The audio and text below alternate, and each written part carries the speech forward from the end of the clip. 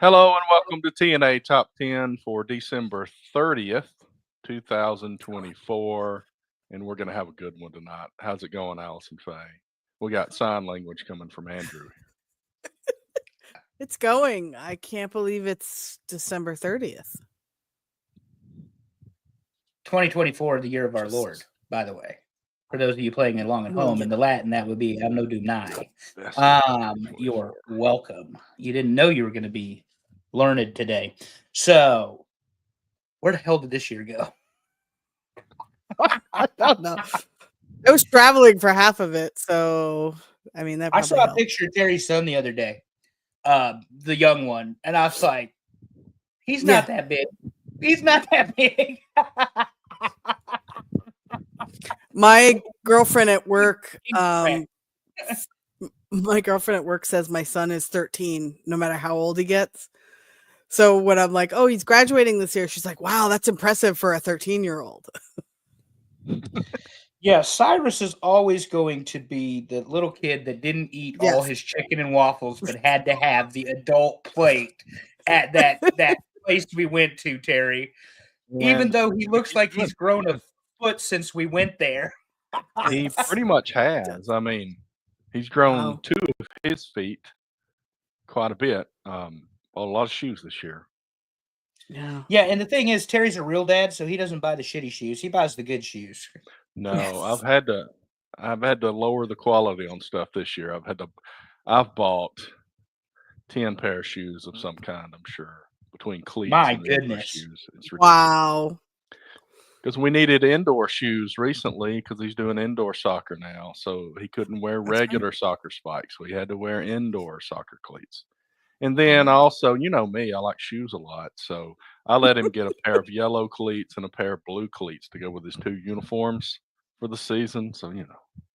You're not going to get any judgment from me. I recently got 2 new pairs of shoes from China, Temu. China. Apparently, we're still doing relations with them for the next 21 days till Trump becomes president again.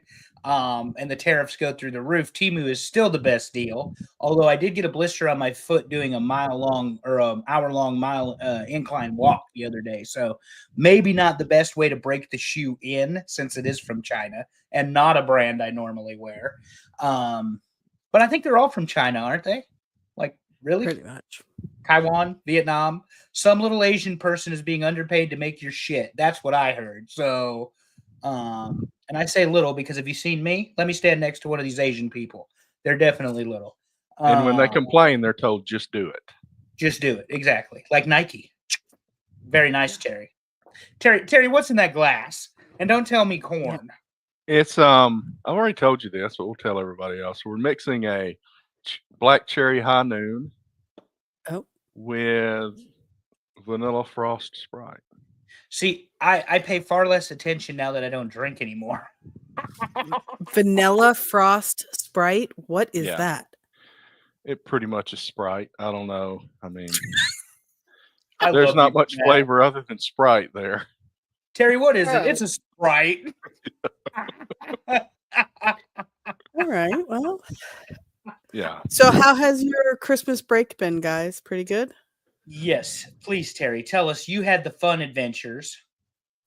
Well, yeah. So I drove to Nashville on the 20th on a Friday. Yep. He landed around 1. I picked him up and brought him back, and he spent a week here.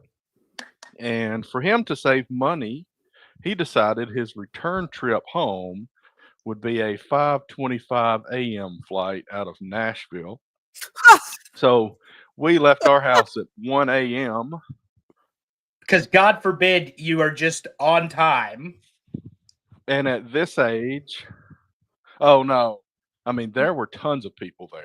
But luckily, you know, he's got TSA pre-check because he's in the military. So there were like thousands of people in line over here at 3:30 in the morning versus nobody in line at the TSA pre-check at 3:30 in the morning. So he was the only one in line, and he got through quickly. But it was pretty packed because it was December 27th when he flew out. So a lot of people flying. Guess what I'll have in about 60 days? TSA pre-check. TSA pre-check. Exactly. Now, global entry, not happening. No, You have to interview with the government, and they don't like me, but I can get by with the pre-check. First things first, I have to get the real ID. That appointment is the 15th of February. Rude. Yeah. The DMV in North Carolina is apparently still backed up from COVID. By the way, guys, that ended 2 years ago, just for those of you playing along at home. COVID may have seemed like a century ago. It was only 2 years ago. And North Carolina was one of the last states to shut down. So anybody that supported anything to do with COVID sanctions, as I call them, fuck you. You'll never get a vote from me. Never, never, never. Because you did not flatten the curves. And we had one-way aisles at Walmart. Get the fuck out of here. Nobody puts their cart away. You expect them to follow arrow directions? We didn't have the podcast during COVID. Wait. Imagine. They don't drive the right direction down the aisles in the parking lot, much less the ones inside. Who has one-way lanes in Walmart? What? Oh, we had during that. COVID. During COVID, we had the up aisle. You and didn't down have that? aisle. What? I am No, serious. I didn't go out much. I didn't do much. Well, Oh, you yeah. had them, I promise. That's insane. I'm sorry. Insane. Yeah, It's nobody's like I gonna need to get follow to the that. flower. I'm at Publix. I need to get to the flower, but I got to go. Sure, by- you're going to need to go soft up drinks that and come aisle, around. come Oh, back wow. down this aisle. Exactly. Yeah. Oh, It's that would have insane. definitely been a producer's pick Well, here's the segment. thing. You're a scientist, you're an engineer, and I'm a car guy, but we've all got advanced degrees. Are you really telling me an airborne disease is going to be prevented because we're walking one way and then we're walking the other way? Who thought of this? About like the plastic up at the counters when you go to check stuff out at the gas station, they put these like plexiglass things up, and supposedly that was going to protect you. True story, and I'll get off the COVID thing, but I don't know. We're going to ramble today because it's been 3 years since COVID ended. I was in Fayetteville, North Carolina, and this woman was wearing gloves. She took my debit card, checked my stuff out, took my debit card, swiped everything, gave me back my debit card. And I'm standing behind one of those plastic partitions with a mask on, so is she.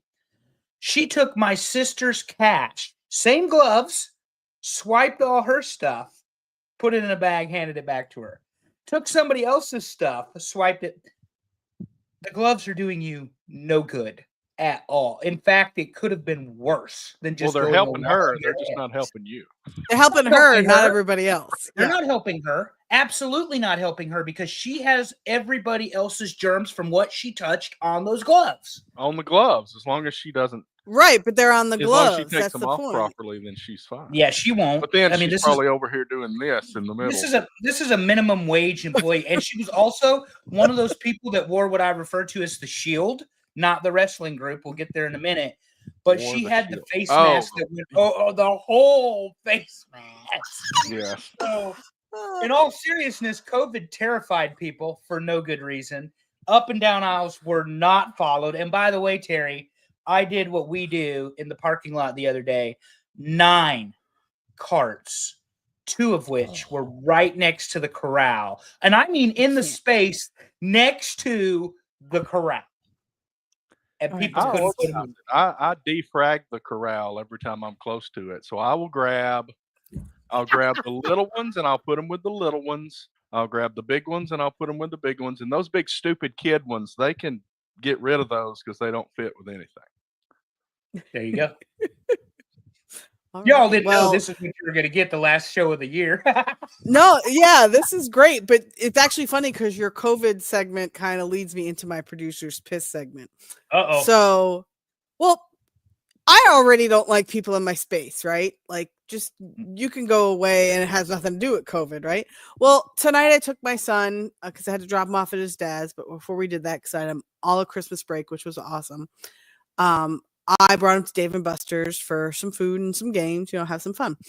So he's off doing one of his games and I'm off playing one of mine. And this woman and her little kid, who couldn't have been more than 2 or 3, is standing right here next to me.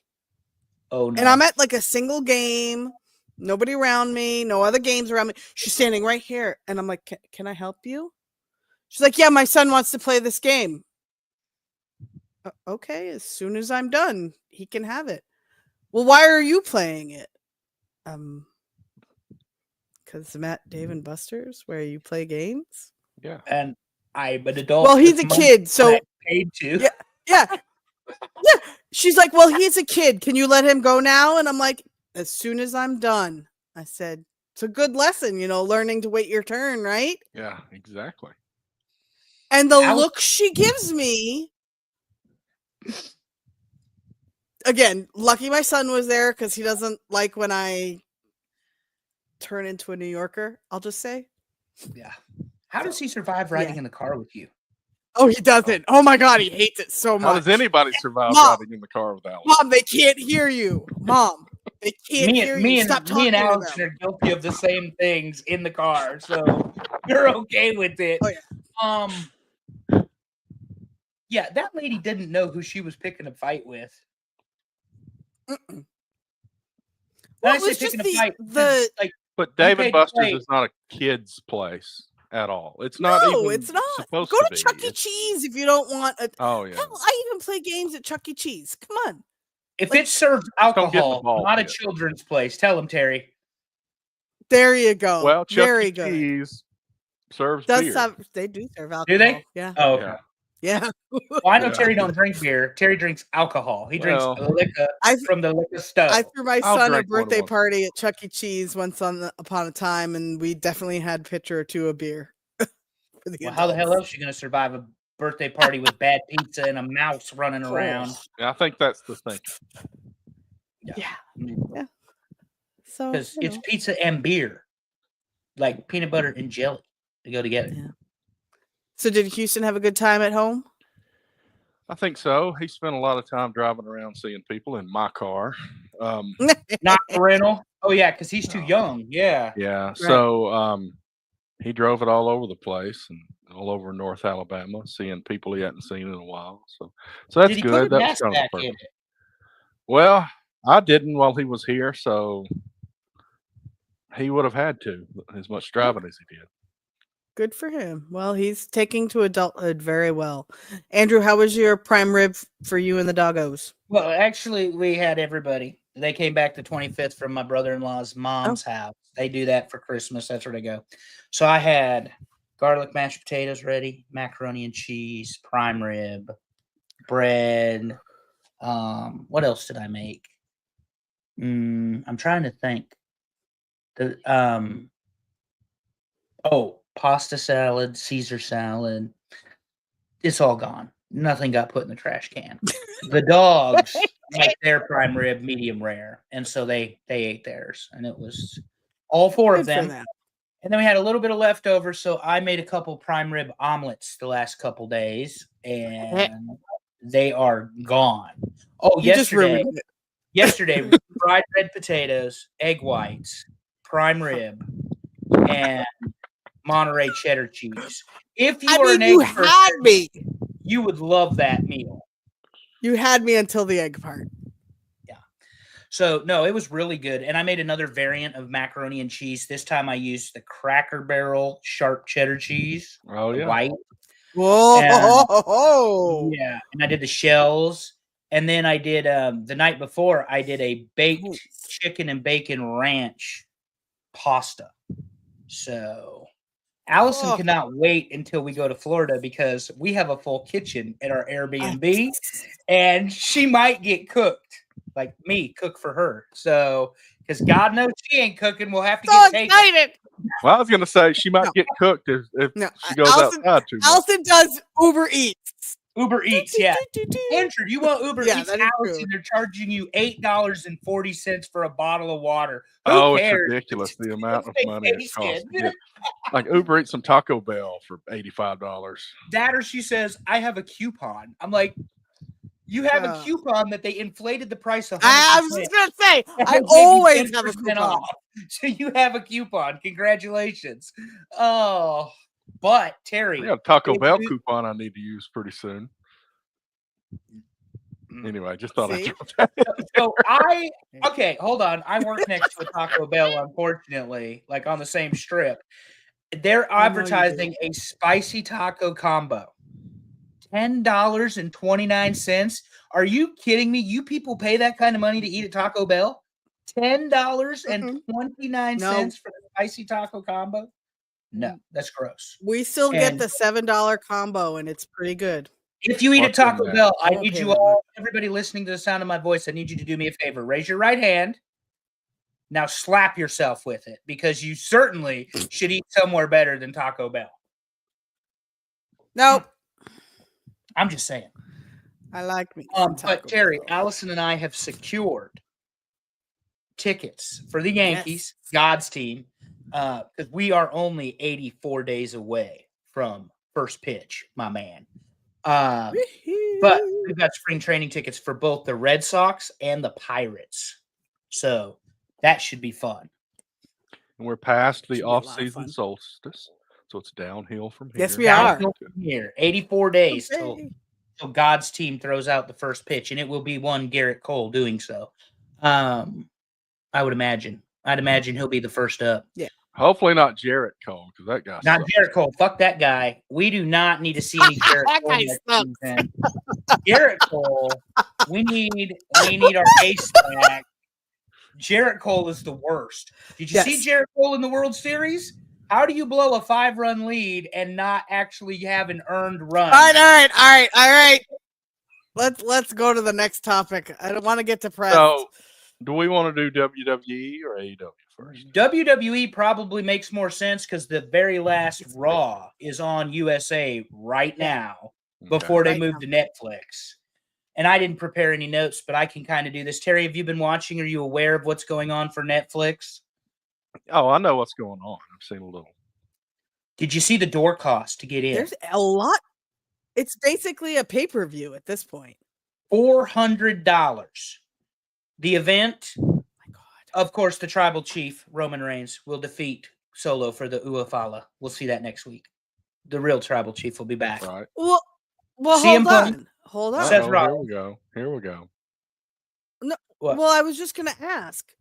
Are you 100% certain about that? That The Rock won't be on? I think if The Rock is the going to ol- show up, It's that's the when it's only going to be. way.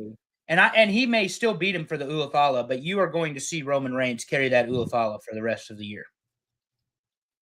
Okay. They have to end the series. They have to end the All show. right. So that's going to be your headline event, followed by CM Punk and Seth Rollins. They built it for a year, subvertly, When is the next And- Saturday night's main event? Do we know that? 2 weeks after. Okay.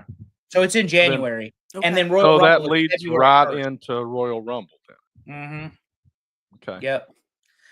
Interesting. They're going to do 3 premium events without calling them premium events. I mean, that this Right. Netflix kickoff, $400+ to get in the door right now, if there's still tickets available. Mhm. Oh, yeah. And the lineup, we can break the matches down, but the lineup is Roman versus Solo, Seth versus Punk, Rhea versus Liv Morgan,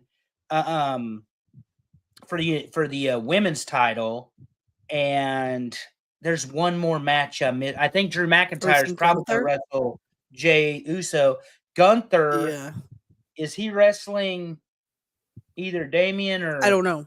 Balor, or are they wrestling? Well, regardless, there's going to be a ton of wrestling. Point being, since 1993, Raw has been on USA 3 hours lately. Well, since middle 2000s or whatever, mid 210s. They are now going to Netflix. It'll be 3 hours. SmackDown's going to USA. It will also be 3 hours.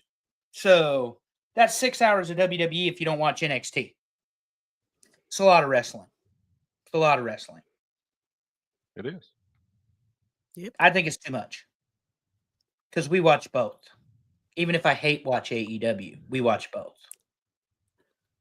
Well, see, at least when back in the 90s, I didn't watch both in the 90s. I watched WCW only. I was not watching Raw back then. So they had 2 3-hour shows at one point, and I watched all of that, but I definitely wasn't watching any WWF. If I was home, Yeah. I was watching wrestling because my father would have it on. Yeah, I mean, I've always watched both, and AEW is going to find themselves on the outside looking in unless they follow up with what they did at the pay-per-view on Saturday. But I find it interesting that we're going to have, I mean, it's not Raw's not going to be on TV, and I think it's January 4th, so it's still going to be Friday, and it's SmackDown on Fridays, or January 3rd. So it's going to be January 3rd. This week. It'll be SmackDown on USA. Be the first SmackDown. And then Netflix, of course. But they're going to put commercials in. So if people think that you're going to get commercial-free programming, you're not. Netflix is going to have commercials built into the show. And they're making so much money. Their premium live event package, they can put them wherever they want. They can put it on Peacock. They can put it on Netflix. WWE doesn't need to sell pay-per-views because they sell enough streaming and content creation contracts where they agree to 3 hours a week on USA that they don't have to have a $50 pay-per-view. So no. But it's going to be a do you think now with I was just going to say, now with WWE moving to Netflix for Raw and potential PLEs, and AEW moving to Max, hopefully with the same thought, do you think we're going to not see any more the charge for the PLEs, and just as long as you're subscribed to the service? No, I think the intention for AEW is they're still going to charge something. Okay, because that doesn't, to me, I'll tell you, for me, that's what would cut me out. I wouldn't be paying the extra for the PLEs if I'm already paying for a subscription service. Yeah, that's true. But I mean, I bought it. I'll be honest. I bought the pay-per-view, and we're going to talk about it in a minute. But I just think 6 hours is a lot. But the one thing is, there's a lot of wrestlers. There's a lot more wrestlers getting a lot more television time than there ever have been. And because even Terry, to your point, WCW Nitro was 3 hours. Yeah. But how many segments were Hogan and the NWO in during the heyday? A lot. I mean, and it was in both shows. A lot. So, well, I mean, there were like 25 members at one point. So, whereas WWE didn't necessarily duplicate multiple segments with the same character. Right. Austin didn't come out 5 times in a night, whereas Hogan and Bischoff would kick the show off. Then it'd be the middle hour. Then it'd be the main event. And you're talking 10 and 20 minutes. If you remember the Ultimate Warrior segment, sir, that was atrocious when Warrior came to Nitro. So, anyway, I think it's going to be fun. The Netflix era. I think too, people are worried. Oh, well, Tyson, the fight, blah blah blah, the streaming, yada yada. The football was fine this weekend, and it's going to have far more viewers than WWE can hope to have on a Monday night. So, if you watched football at all this weekend on Netflix, they've got the streaming figured out. I just don't think they expected 60 million people to watch the Paul and Tyson fight. Yeah. So, anyway, Terry, you didn't watch, but AEW put on a pay-per-view Saturday because you didn't go to Dave & Buster's and spend $500 in alcohol. Well, I tell you, Saturday I was recovering from driving to Nashville at 1 a.m. on Friday, so I think I slept most of the day Saturday. Oh, you old manned it. I did. Cyrus, you know where the computer is. No, Cyrus didn't play that new Xbox. Yeah. Oh, that's true. Yeah. Yeah. Good point. Yeah. Yeah. I bought 2 Xboxes for Christmas. Nice. One was in Alabama. One got delivered. Ordered on Walmart.com. It got delivered. They delivered it to his base because he said he'll be working, and they just left it right outside the gate on the ground and left a Stop picture. it. No, but he works at a really small, it's basically a dock in 3 buildings. Like But that would it's- give it's me a out- heart it's like attack. out in the rain or something, is the Xbox that I just spent hundreds of dollars for. But anyway, I know it's a tangent from Yeah. what we're talking about, but Jerry didn't know what he Yeah. just did, but we're going to have No. another brief tangent. Let's talk about the United's parcel service. Okay. Oh not Lord. I sent a package to our dear friend Amy. Shout out to Aaron. Hopefully he feels better since it was his birthday this week. But I sent a package to our dear friend Amy. And who we expected to possibly be on the show tonight, but she was not able to. Right. unable to attend, unfortunately. Maybe we'll get her on. We'll get her on early in the year. But Yeah. so I sent her a package, and I sent it 2 weeks in advance, and it made it to where she lives in Kentucky, and then abruptly left Kentucky and went to Cincinnati and Indiana, and then came back to Kentucky and left again, and finally made its way back to Kentucky. You guys wonder why your companies are going broke if you're in the transportation services? That's Yeah. why. You don't understand what real logistics are. If it's already in Mayfield, Kentucky, Well, drop the son of a bitch off at the post office. That's all I'm saying. Don't make someone mean- like me insane tracking it, because these two know that I downloaded the app. We had updates, and I told them, I said, this thing says it left the facility at 1:38 p.m. and it's 12:20. They got another hour and 18 minutes before it's supposed to have left. Now, those are emails I do pay attention to. I get daily emails with pictures of what I'm getting in my mailbox, and I look at those every Yeah. day. Other email, who Yeah, cares? same. That I could I'll send look at. Jerry a very important email about the show. He would never read it. I will Never. get it in 3 or 4 months. Oh my God, killing me, all of you. No, And the only out of mail. I obligation. mean, Andrew's spot on. Think about all those TikToks and videos we're seeing of people buying and opening undelivered, unclaimed mail, and that's all because something screwed up somewhere. Last year we had the same issue Oh, with man. Amy's present to me. It took a month. It came to Connecticut, went back to Kentucky, came back to Connecticut, went to Massachusetts, went to New York. I mean, You That know damn what? president We got the unclaimed baggage place down here. We need to open an unclaimed lost mail place. oh, we have they're everywhere.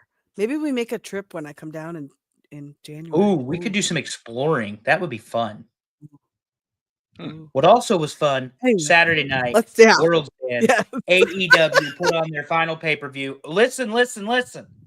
No less than a B+ from me. And you know I hate AEW.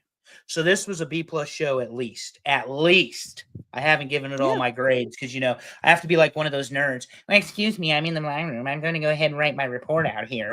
I'm in the lab. No offense, Terry. All right. So I watched most of this, but I did not pay attention to a lot of it. So I will let you take the lead. I watched I most know. of this. I did not pay attention to a lot of it. Please. We open the show. Forget your pre-show. I don't care about any of that nonsense. No one cares about Leo Rush and Action Andretti breaking away from Ugh. Top Flight. Boys, do whatever it's going to do. Smoke you a blunt afterwards and go to the fucking IHOP. Nobody cares.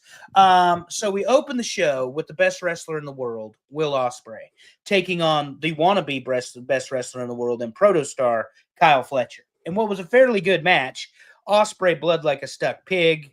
They sold it. It worked. Ospreay wins the match. Shocker. Now they are 1-1 in AEW. So, Allison, did you pay attention to this match at all? I did. That match was very good. Excessively bloody. Thank you, Scott. But I thought this was a great match. I will tell you, at one point, I totally thought Fletcher was going over. 100%. So Yeah, so I enjoyed it. Good match. Well, and it's the second part that got me. I was fairly confident Will Ospreay was winning. But Brainbuster. I mean, the Hidden Blade, the Stormbreaker, the Oz Cutter, the Styles Clash that won the match. All very, very well executed. I call him the best wrestler in the world. Here's the thing. Don't think for a second I like the flippy nonsense. It's not my favorite version of professional wrestling. But in this incarnation of what we call professional wrestling in 2024, Will Ospreay makes an argument as to why he's the best wrestler in the world, and it's not close. So, very good match with him and Fletcher. And this is what aggravates me when we get to the end of this. This is what aggravates me about Tony Khan. You can do all this because it was all good, and we're going to get there. But you can't make a week-to-week product people want to watch. It's insanity. Anyway, second match, speaking of insanity, Ricochet takes on our man, the Rainmaker, Okada. The greatest tournament wrestler in professional wrestling history. I think Excalibur said it 88 times. It's actually Masahiro Chono, for those of you playing along at home. But anyway, Allison, he's back in blonde. He got a little dye job this week because he was looking a little dark on Wednesday. So we did have this conversation. I did like the dark. I was like, okay, I will not be upset if he goes back to dark. But to your point, freshly done hair, oh, so gorgeous. Yeah, I mean, Okada is, like I say, the Rainmaker, and he's dealing with Ricochet, who obviously has taken a huge heel turn, but he got beat, and rightfully so. Ricochet does not. Okay, Kyle Fletcher, Will Ospreay, Okada, Ricochet. Let's go to Sesame Street, folks. Which one of these is not like the other? Seriously, get off my TV, Trevor. I cannot stand Ricochet and his annoying, arrogant black athlete stick that he's trying to do is horrible. Horrible. Because it's just a stereotype that we've seen parodied over and over and over again. So Okada wins because Tony Khan does believe in God, because we would all smite him otherwise. And he wins with the clothesline, the Rainmaker, the way it's supposed to be. And then Swerve comes out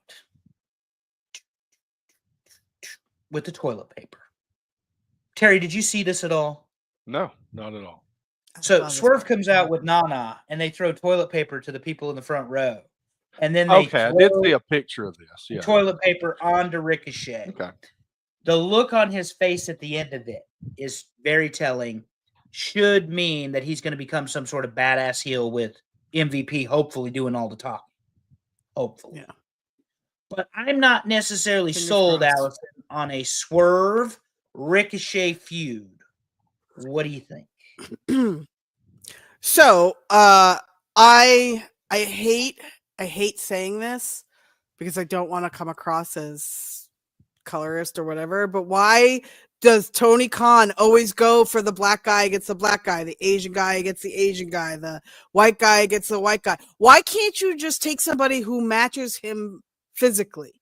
Like, I do not think Ricochet and Swerve match in their styles. I do not see how this is going to work. I'll be honest.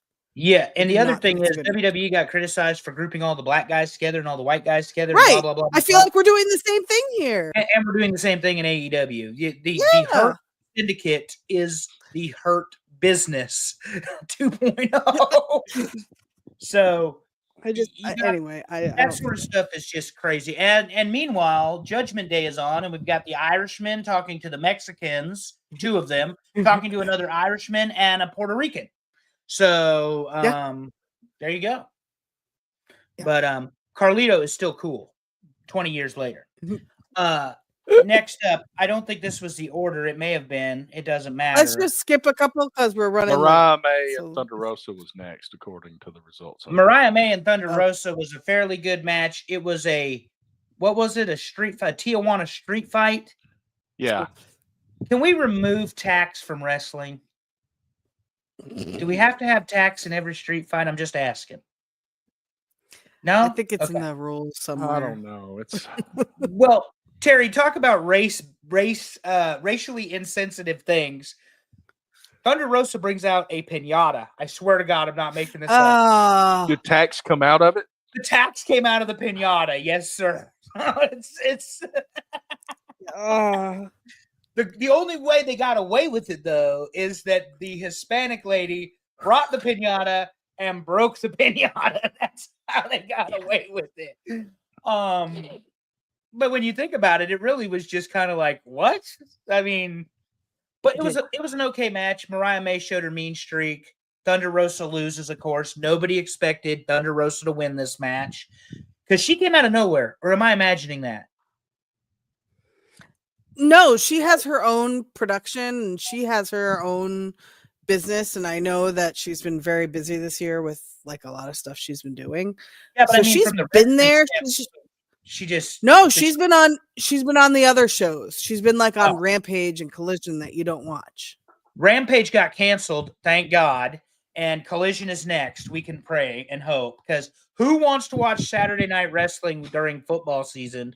Get away from me. Does that mean when I go to Dynamite, there's not going to be anything recorded right after that? No, they'll probably be Ring of Honor or Collision. Yeah, it could be. You could get the Collision. You could get Ring of Honor.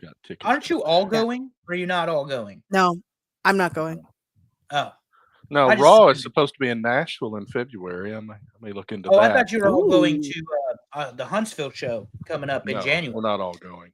It's Wednesday. The thing starts later in the week. Yeah, I don't get there till Thursday.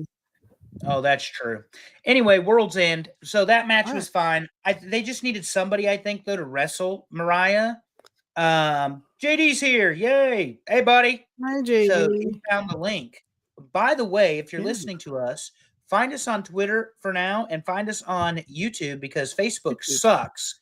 And I'm going to create multiple accounts and follow us, and we'll start I'm gonna keep saying doing it on Facebook again until Facebook decides to behave themselves. Apparently, they're only for the elderly and the Republican voters. So that's why I'm on there a lot. There you go. The elderly part, at least. We're the elderly, yeah. Yeah. I was a little slow because I'm elderly. MJF versus Adam Cole, baby. Who cares? Honestly, it went as expected. Next. MJF win. Hey, Allison, tell me where MJF is from. Where's MJF from? MJF is from the town next to mine. Thank you very much, where I grew up.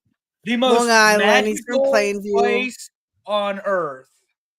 And he lives on Long Island, not in Long Island. All right, let's get that. Well, he says the most magical place on earth is where he's at. So anyway, I thought the match was fine. The reunion at the end was stupid. Who cares? Save that crap for Dynamite.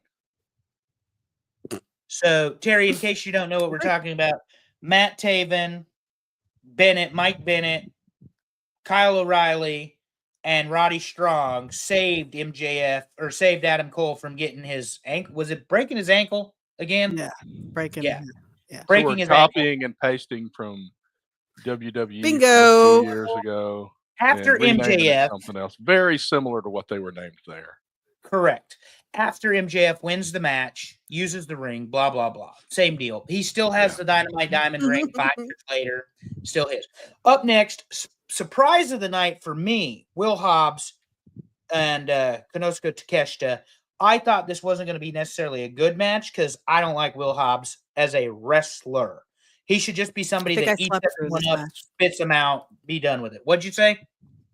So I think I slept through this match. Well, here's what happened. Takeshita hit his great stuff. Hobbs kicked out of it. Hobbs hit his stuff. Takeshita kicked out of it. Finally, we get an ending where Takeshita just blasts him 6 times and he finally stays down. But so I'm going to ask this question. Hold on, I want to ask a question. Go ahead. Well, that was my question. Size-wise, Takeshita is impressive, but he's no Will Hobbs. Right. So how did that come across? Like, Takeshita manhandled him, believe it or not. Like, he picked him up and he moved him around. So did they do any kind of slap back and forth kind of stuff? We had, of course, the forearms, the rolling forearm smashes, as they're called, Perry, because we don't throw punches, and God forbid we lock up.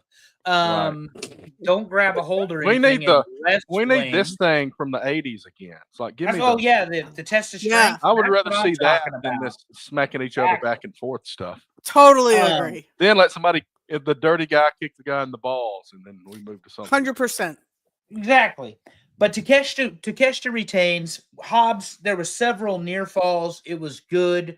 That one was like, for me, a C+ or B- match, honestly, because they they exceeded the expectation I had for it, because I just thought that Takeshita was going to eat him up, because Hobbs hasn't even been wrestling much. The injury and all that stuff, and he still throws a pretty good spine buster. Oh, God, here we go. Mercedes Moné and Chris Statlander. Terry, clip this.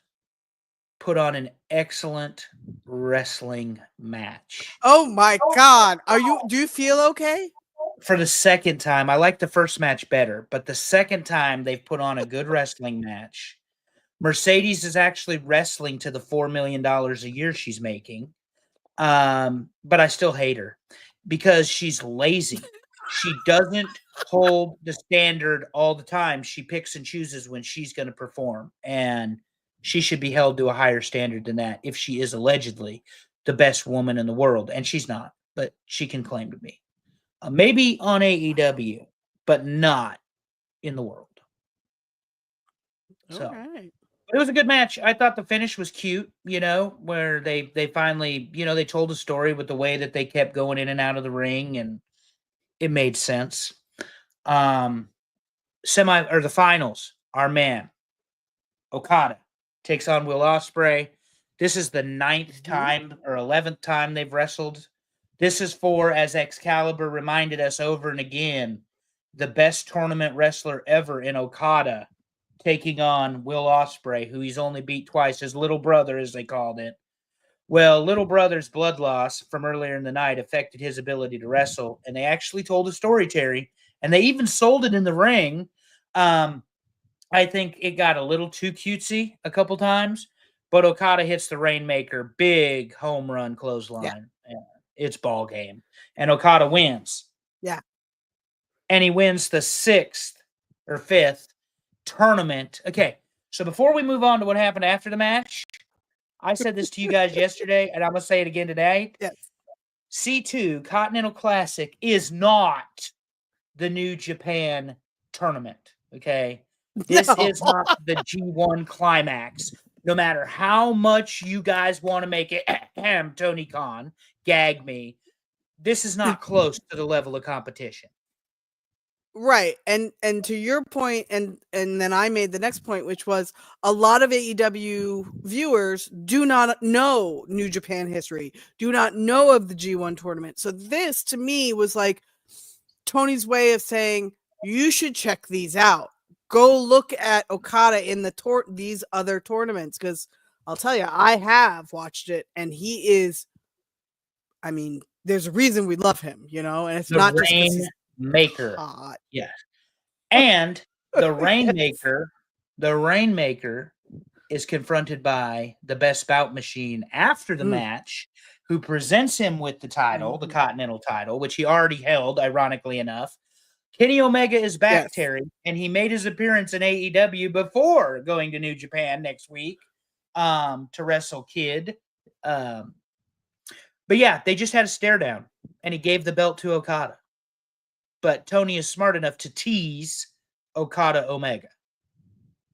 They like the stare downs, don't they? Well, he's smart enough to tease it. Yeah. And finally, we had a 4-way match with no suspense whatsoever. Oh, by the way, Jon Moxley murdered Darby Allin, Timu Sting on Collision or Rampage. Thank God. Then he murdered Rampage, even better. And then there was a 4-way match that was okay, but it was as expected. Here comes I call them the Blackpool Combat Club, the Death Riders. And they cause the interference, and Moxley retains the title. Here comes the beatdown. Shock. And here comes FTR. Tony's bag boys. If I have to fucking watch Dax Hardwood defend Tony Khan on damn Twitter anymore, I'm gonna gag. So disgusting. I love my wrestling. I love my boss, and I love my wife, and I love my kids. Okay, shut the fuck up and move on. That you are not the best tag wrestler in the world when you get on the Twitter. You're just an asshole. So, and then of course here out they come with Edge. Oh wait, Adam Copeland. That's my bad. Rated, whatever they are, FTO. Is that what it is? rated FTR, FTO, whatever. They have a new shirt. You can Rated buy it at FTR. AEWshop.com. Yeah. I don't know where the O comes from. Yeah, it's AEW.com. You can buy it. They are a t-shirt company, always have been, always will be. So they're profiteering off of your back at $35 a shot. Anyway, the wrestling match was just okay. But now they've moved up the mid-card level because instead of beating up all of the underlings, we're going to beat up FTR and Adam Copeland on the very first simulcast, as they're calling it, of Max and TNT Wednesday. It's a 6-man. Yeah, I'm on one every night, JD, but I love you too, buddy. I am too. I cannot stand the AEW. Welcome to our world, JD. I paid Yeah, I'll start $50. talking more when we get to the list. I paid $50 Yeah. to hate watch it. Like, that's legit. And then I gave it a B+. Mhm. So I really didn't hate it. But Okay, Yeah. New Year's resolution. Let's throw it out there. I'm going to watch more wrestling in 2025. Terry, let's discuss New Year's resolutions next week when we discuss the top 10. Have we what did decided call what it? to call it? I don't know. Top 10 think- something I New think Year's we resolution. said. We called it I dumbest think. at I one think. we point. could- Yeah, but Easiest I to think one break. New Year's resolutions that won't get followed up on. I've Yeah, got a won't get list of followed through. 120, and we need to Yeah. bring it. So down. anyway, we're going to Okay. talk about the bad New Year's resolution decisions you guys are going to make next year. But this year, it's time to review, Terry, the top 10 top 10s. The best of 2024 top 10 lists from TNA Top 10, as voted by our viewers and listeners. And this week, Now, we're not going to start. There with number had to be a 10. few that. Yeah, I was going to say there had to be a few that didn't make the list. Yeah. Did we get Well- a runner up or a no? What do you call it? Categories receiving votes? Did Well, we I get one didn't. of I those? didn't put all of them that received votes because just about every one of them. There were only 4 lists, I think, that didn't receive any Aw. votes. We love you But all. here's the Thank you ones. so much. Here's the ones that were in striking distance. Top 10 boy bands. Top 10 80s hair Oh, bands. damn Top 10 game show hosts and favorite sandwiches. So 2 of those 4 I voted All for. of these were in my top 10. Yeah. Same. All 4 were in my top 10.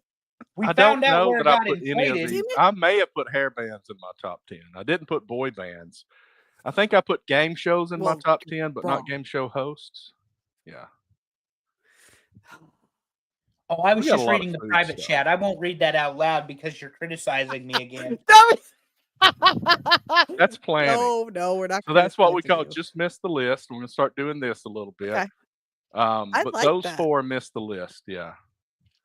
And All right. 4 fit pretty easily on here. So Well, what let's I talk- hope you didn't have the miss list of what won. Well, let's Yeah. talk Yeah. about what didn't miss the list. Number 10, pizza toppings. No! And corn belongs on pizza. Stupid Ah. corn. Oh, Stupid corn.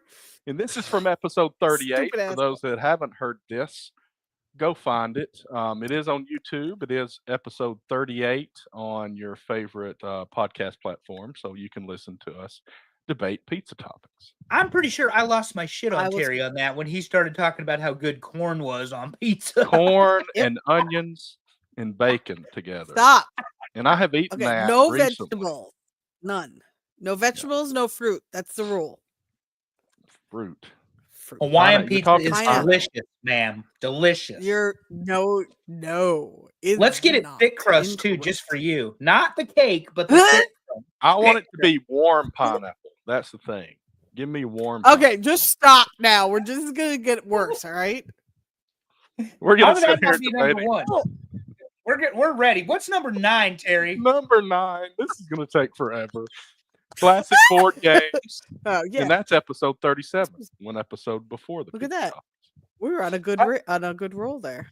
Yeah, Classic board games was fun. it If I was. remember right, though, it was one of those idiotic things we did where we picked a category that was too large. Well, the problem with board games is it's large, but it's very genred. So we tried to Yes. stay with classics, but then you get people debating classics because these young people call things classics that are from like 2002. Like Yeah, that ain't that's classic.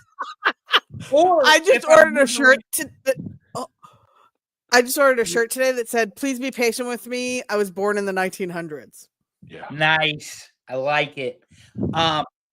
No, I was just going to say we had that discussion about what to include on the variants, didn't we? Of monopolies and Yep. We do that a lot because even when we do movies, it's like, okay, we're all of a sudden gonna hit like Home Alone, Home Alone 2, and all that stuff when we did the Christmas movies.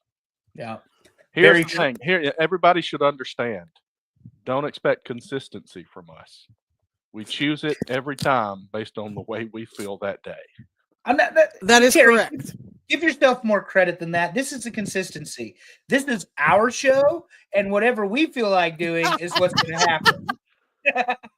You know, we could give Shout them out my man 30 James Oprah. options for lists and ask, what are the 10 lists that you want us to do? And do that. There you go. We could do Maybe that. that's coming up at some point. Yeah. All right. We- Number we 8. Get help.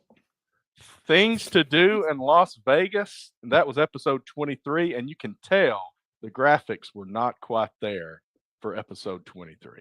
And I believe Amy was on that That's okay. episode with us. Was she? She was on I one think- early. I don't know if it I was think that so. one. I think it was because we were all going to Vegas. Yeah. Now I know I know where some of this stuff is. That's right. You know where the Raising Canes is? Yeah, what about the Raising Canes? Yeah, it's right next to the Eiffel Tower. That was That's so fun. episode God. 23. Hey, look, Terry, it's a Raising Oh. Cane. And guess how many of these we did? We ate and we gambled. Nothing else. Nothing else on the list. But look, we ate at Peter Luger, and that checked the box We for saw- all 4 of us. And I ate breakfast And twice. one day. and at Mayfair we saw a show, That's true. so that's 3. We did. Mayfair, and I mentioned this the other day. Mayfair was fantastic. I Peter suggest Peter that for Luger. anybody going to Las Vegas. Peter Luger, obviously, also. Peter Luger Those two more places. for the food, Yeah, Mayfair for the experience. But the But food was yeah, great at Mayfair, too. it was. Yeah. It was very Oh, good. But I absolutely. think the Peter Luger food was better. But Yes. I agree. The show that you got with your dinner at the Mayfair was perfect. And I even And wore Andrew pants. wore pants. Correct. Somebody will Number get that 7. joke in 10 minutes. Yeah. Number 7, top 10 series. Oh, Yeah, your episode Where we 27. found out Horrible here. yeah. This is where you found out I'm a really old person. Giving my Somebody- fruit pebbles. Voted for Wheaties, or not Wheaties, Frosted Mini Bran. Wheats. No, Gross. shredded wheat, And the Raisin big Bran. one. Remember? Raisin Yeah. Bran was actually in the top 10. I think it was number 10. And like right off the bat, Yeah. we started arguing. That was great. Because in order to get a lot of these pictures, I don't have all these Yeah. stored because that would be the smart thing to do. I just like went to YouTube and I captured this from the video. Anyway, Nice. Y'all job. have to be ashamed of Alright. yourself on the cereals, though, because if I remember right, Cocoa Puffs did not win, and we didn't get enough consideration for the Cocoa Puffs along with the marshmallow gimmicks that some stoner created in a lab somewhere while he was high as hell. I am totally offended by cereal. 6, move on. Let's so go. listen. So if I have to correct myself here for one thing, I was debating whether I put the cover art or whether I put the actual Or the results. winner? I should have put both. I should have done back to back. That way we could see the results. But anyway, next year when we do this, Yeah, it's all good. I will put both. There you go. We will do it. Number 6, minor league baseball team names, episode 25, and I Was so good. loved this. This That was was fun. my top was- 3. Yeah, that one I put on the list as a top. I think I put that one number 1 Same. because it was Oh, so it's much excellent. fun. It And we'll was find really more fun. stuff I like really that. like this We one. had fun with the hockey teams too, Yeah. and I don't even like hockey. Those team names. I are agree. great. This was cool. Number 5, baseball movies. Oh, Top 10 baseball was good. movies. This was another good one. Yeah. Do you guys remember what the That's number one episode baseball Another movie was? Field of Dreams. Major League. It was Major League. Major and they're League. still, Allison, don't worry, they're still shitty. Who are these fucking guys? That's right. I love when the guys raking the dirt and then they're winning. Oh, they still shitty. Raking the dirt. Oh, Number The best 4. is that that's cousin Eddie. That always made me happy that it was cousin Oh, yeah. Eddie who did that. Too high. What do you mean too high? Number 4. Sorry, I got too many. You telling me Jesus I know. Christ ain't hear a curveball? Jesus Christ. Number 4. One hit. Ah, wonder good from one. Episode 60. That was a good one. Oh, that is a good one. And I think The we're up to 90s episode one. 90, if you were wondering. We're doing 89 and 90 tonight. The one hit wonders from the 90s. Wow. That was a good one. Very good one. That is I good. think it was also a contentious show, if I remember correctly. Imagine that. Yeah. Yeah, because we argue kept over- saying if they had more than one hit. We argue over the things that matter: music and food. Oh, can I there say? was one thing about Correct. you said something about MC Hammer not being on there. Right. We And said he this had more than list one was hit. too legit to have him on there. Yeah, that's stupid. His only hit is Hammer Time, and Can't Touch This, rather. So it's Hammer Time. Get your pants out. Let's dance. Let's go. Should have played it at Lindsay's wedding, but whatever. Number 3, Terry. Number 3.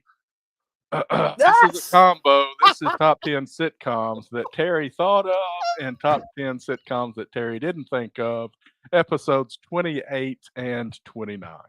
Well, the Super Geniuses in the Think Group helped us with this one, so that you can blame them too.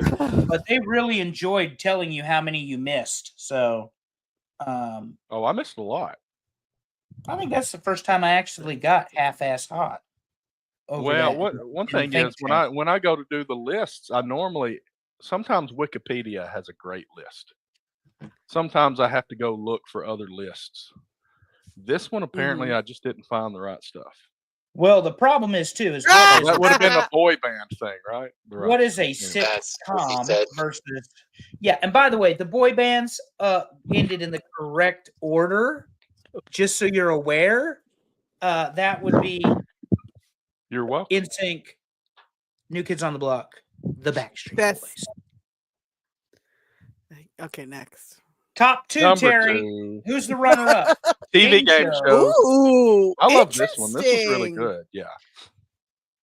I Yeah, think this was this fun. is the reason that game show hosts did not show up. Press your luck Didn't and make get it enough because people respect. voted That's for it. fine. Y'all can be haters. It's okay.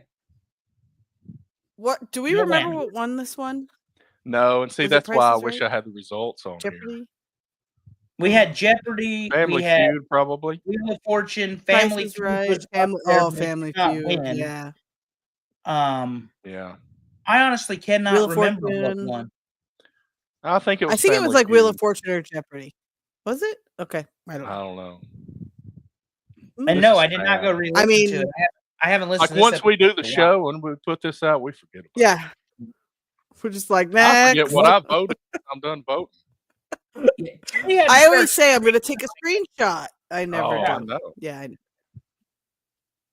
Now is your time to say it. You'll do that All in right. 2025, right? There you go. My resolution is to remember to do that in 2025. I'll And I'm going forget to it. prepare for I'm not this list for 2025 as we go. But what's number one? Okay. The With a number bullet, Terry. one TNA Top 10 list of 2024 road trip Oh, snack God. foods and my bottle caps. So long ago, and fuck your bottle cap. Oh, wow. Yeah. Episode Nobody gets 24. bottle caps. Look, I'm we went sorry. on a trip with him. For all our listeners, they ain't necessarily watching. We went on a trip with him, and you know what he did? He went and found bottle caps. And I thought, At the airport, This- I think. Or something. this is a rib. mall. Like, there is no way this is acceptable. He went and found bottle caps. So good. And a huge box of them, too. Beef jerky, number one in my heart. Yep. Oh, yeah. Beef jerky. Good Oh, times. listen. So I got the run the damn ball hat on. That came from my boys, the Husk Yes. guys over there in Nebraska. They also are the benefactors of Pipeline Jerky.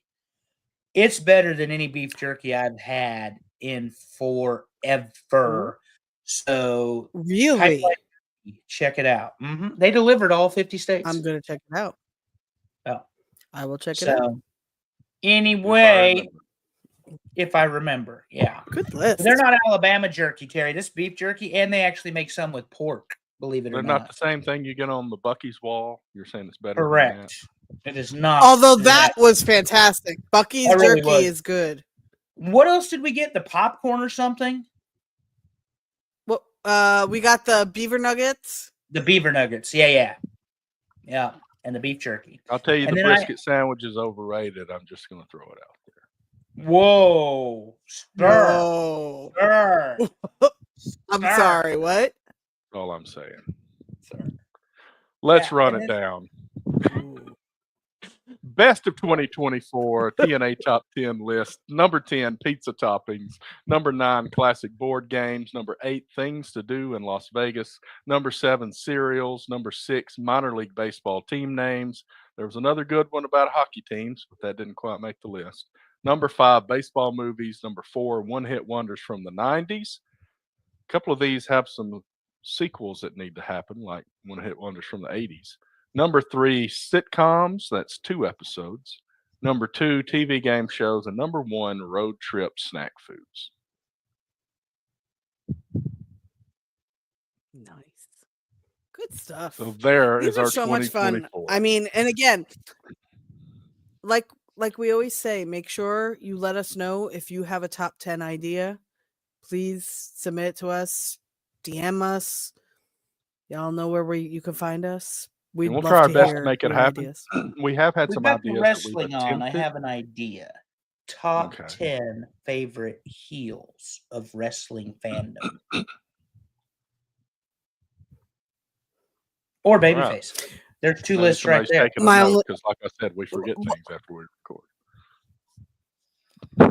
I'm not Could writing you it top down. 10 I'm the worst the producer. 80s, If I did, I'd 90s, change it. 2010s, whatever. Damian Priest. That may be walking out. easier because they switch so often. Was my thought that list could be nuts because they switch so often. So what you're telling Yeah, me well- is Hogan of the 80s versus Hogan of the 90s, heel versus babyface, babyface versus heel. Basically, Cheeky Baby was always a babyface. But in I my think world. I like- He wanted to break Hogan's back. Make him humble. So, an update from our friends over at the Talking Wrestling with Palmwater Dave. They're on vacation till next week, so they will not be having a show. Nothing wrong or anything. Obviously, they just are on vacation. So they're going to probably talk about Netflix and Raw. We're going to talk about Raw and Netflix. January the 6th. That's next week. Everybody get excited. It's a new era. And it's a new year for TNA Top 10. The worst, the most broken, the whatever New Year's resolution. So make sure you vote in the poll. Terry will be putting it together because that's what he does. And thank That's you all. right. I've got Great 120, and I'm not giving you 120 options because some of these are just stupid. But anyway, it's been a great show. Thank you both. It's been a great year. Thanks everybody for voting yes. this week and every week so far. If you were interested in any of these and you have not listened or seen the show, that is available either on YouTube or Apple Podcasts. I think we're still doing Spotify. I think the Google thing went away a few months ago, so that we're not on there. But we're out there. Go find us. TNA Top 10 on social media. And Terry does this really great thing that he cut the top 10 video. So if you only want to listen to the top 10 and tell us why we're right or wrong, you can watch that. We recommend you watch the whole show because it is a variety show and we are entertaining. Like the time, if we're talking about great memories in 2024, I announced John Carlos Stanton in the way that our man Marcelo did it from Saturday Night Live. And Terry had no idea that was going to happen. No idea. Yeah, I don't know half the things you're going to do. So I just That is true. I just sit back and relax and let you do it. He tries to put them in the notes, and I ignore the notes. So thank you, JD. Happy New Year, JD. Thank you. Yes, sir. All right, we need to wrap it up I because can't- we got another show to do, and we are loaded Mhm. up on the football show. So anybody that's interested in that, give us a few minutes to refresh ourselves and to look pretty. And we'll be back with the foosball. And otherwise, Thanks for coming, everybody. And as I always say, let me flip to that page so I can read it. As always, love your people. Tell them you love them. Make it weird. See you next time, everybody.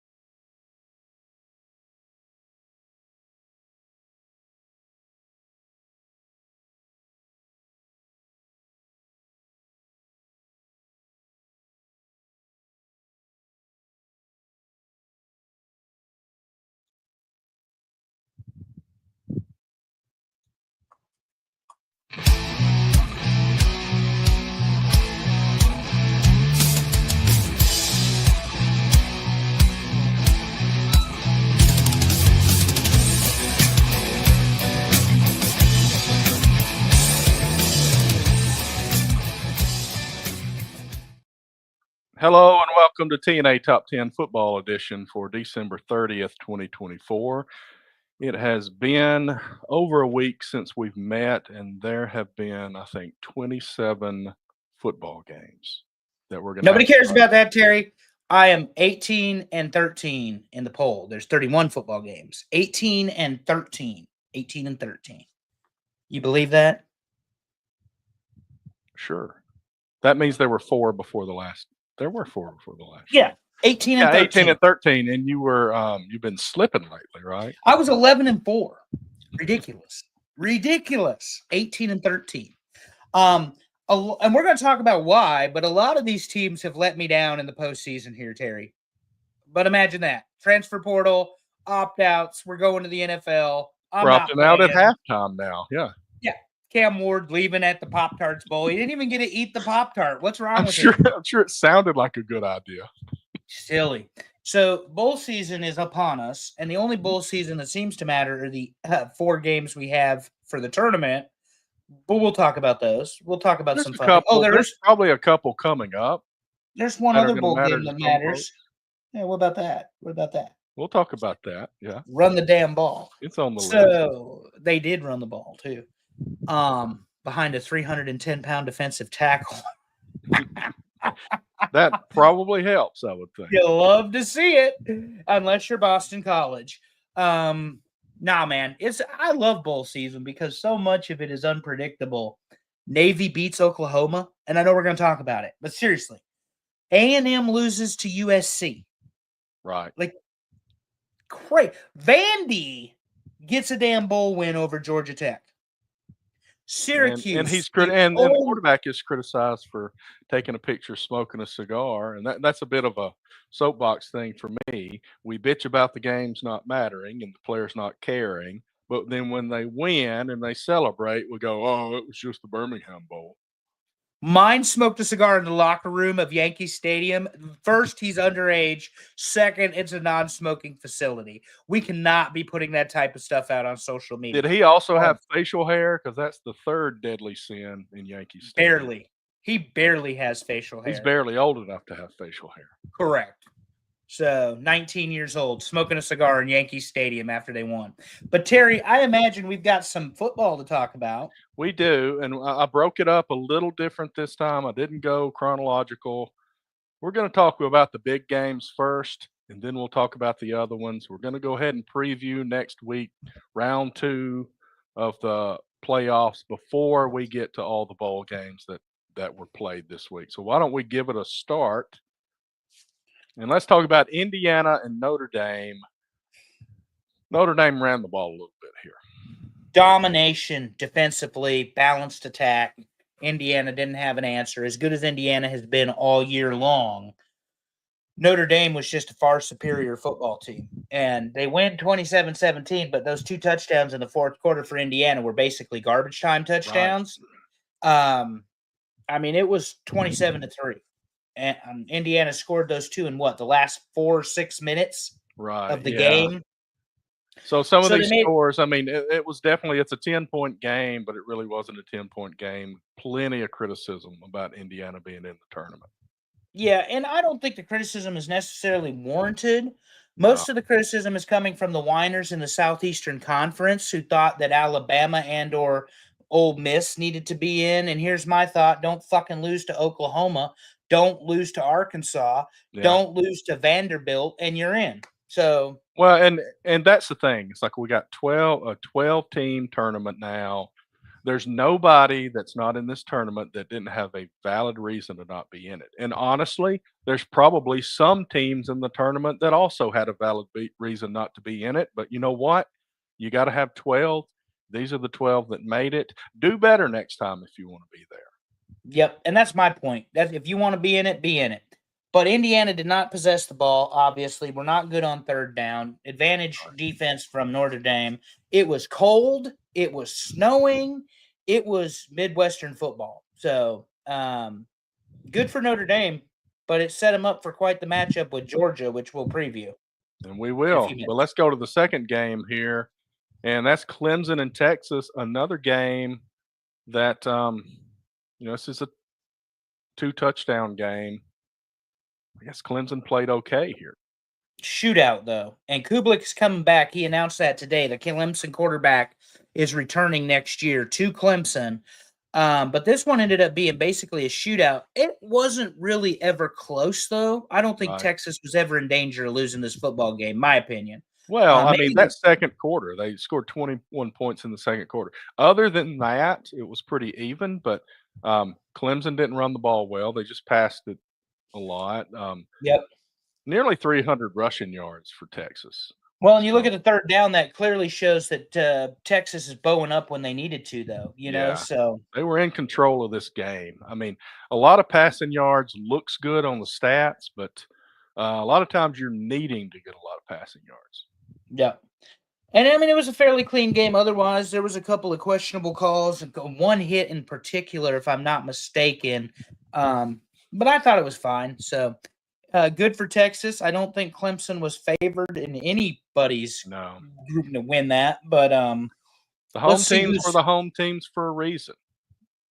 And they took advantage of it because they did run the clean sweep. Spoiler alert for those of you who haven't been watching ESPN. Who's up next, Terry? Third game we're talking about here is SMU Penn State, and this is the one that really got criticized because this is kind of the last team in, even though they were the 11th seed instead of the 12th seed. SMU, 253 yards of offense against Penn State. Led by Rhett Lashley, a very good offensive mind, but the defense, what we talked about when we previewed this game is exactly what happened, and it's not because you and I are super geniuses, it's because we pay attention. Penn State's quality of athlete is superior to that of SMU, particularly in the size and the physicality department. We knew that Penn State, because of how they play football, there's going to be a very physical football team. And SMU hadn't played a physical football team all year. Closest, probably Clemson, probably. Right. And that game came down to the wire after Clemson, or they spotted Clemson 24 points, in the first half. This game was never going to do that. SMU never had a chance in this game. And, I mean, Penn State came out and they just ground them down and they beat them up. They controlled the ball. They controlled the tempo. They made the stops, forced 3 turnovers, Terry, 3 interceptions. And like you said, SMU couldn't get the rushing attack going at all. So this was utter dominance at 12 o'clock in the afternoon on a Saturday. Because Penn State doesn't get night games apparently at home. 110,000 people though in Beaver Stadium. Oh yeah. The funny thing to me, two of these teams scored 38 points, and the quarter splits were identical: 7, 21, 3, 7 for both games. It's crazy. Both teams scored 3 touchdowns in the second quarter. In the second quarter, if you watched the game, Terry, I don't know how much of this you were able to catch. Penn State 2 pick sixes back to back. So that's right. Their offense didn't even need to take the field. So in that first half, and they built that lead, and then they do what teams do, which I absolutely hate. They protected the lead rather than playing with the lead. And if you watch football, you know the difference. You can play with the lead and take some chances and that sort of thing, or you protect the lead and then it's just run, dive, run the clock, 3 blah, blah, blah. And that gets, that can bite you if you're not careful in the modern age of football. So anyway, Terry, the last game, Ohio State welcomed Tennessee to the Big House, promptly whooped that ass and sent them packing back to the Rocky Top. They said, we're not waiting till the second quarter. We're getting our 3 touchdowns in the first quarter. So 42-17, Ohio State. And this is a dominant team. They have been all year. They got the one loss, they got the one loss to Oregon, which was respectable. And then everybody wants to crap all over them because they lost the rivalry game to Michigan at the end. But they're coming back. They didn't go away with that loss. This is the Ohio State team I expected to see all year long, to be honest with you. They came out, that offense was on all cylinders that Saturday night in Columbus. And, when you got 108,000 people in the Horseshoe and 40,000 of them are Tennessee fans, that's horrible. They should not have had that many people out in the stands that night. Apparently, talking to our buddy, Yambag Jones, the Ohio State people take the rivalry so seriously that they're not going to support the football team in the playoffs, to the point where even Nick Saban is telling them, you all need counseling.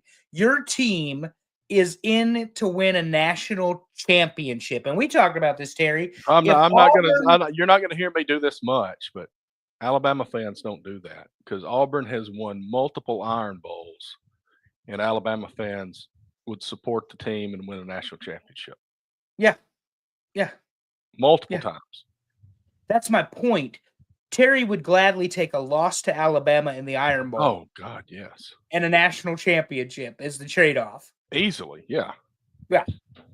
I don't know if I could say that about Iowa, but because fuck. What about a loss to Vanderbilt? Would you take a loss to Vanderbilt in the national championship? Of course, yeah. Of course. Yeah, because it's not Iowa. And it's the SEC, which is better than everybody, remember? Well, I don't know. All of those statements kind of slowed down about the time this game ended. Yeah, this game was a one-sided country ass whooping, though. And look, Tennessee didn't turn the ball over. but they could not get anything going against that defense. And then Ohio State just picked them apart. The pass rush of Tennessee was supposed to be the deciding factor in this game, and they didn't do their job and get to Will Howard and get 473 yards, Terry, 317 passing, one turnover, and it was a fumble. And they only had 9 third downs to score 42 points. Fun fact, Tennessee got beat once by a team 42-17 for a national championship.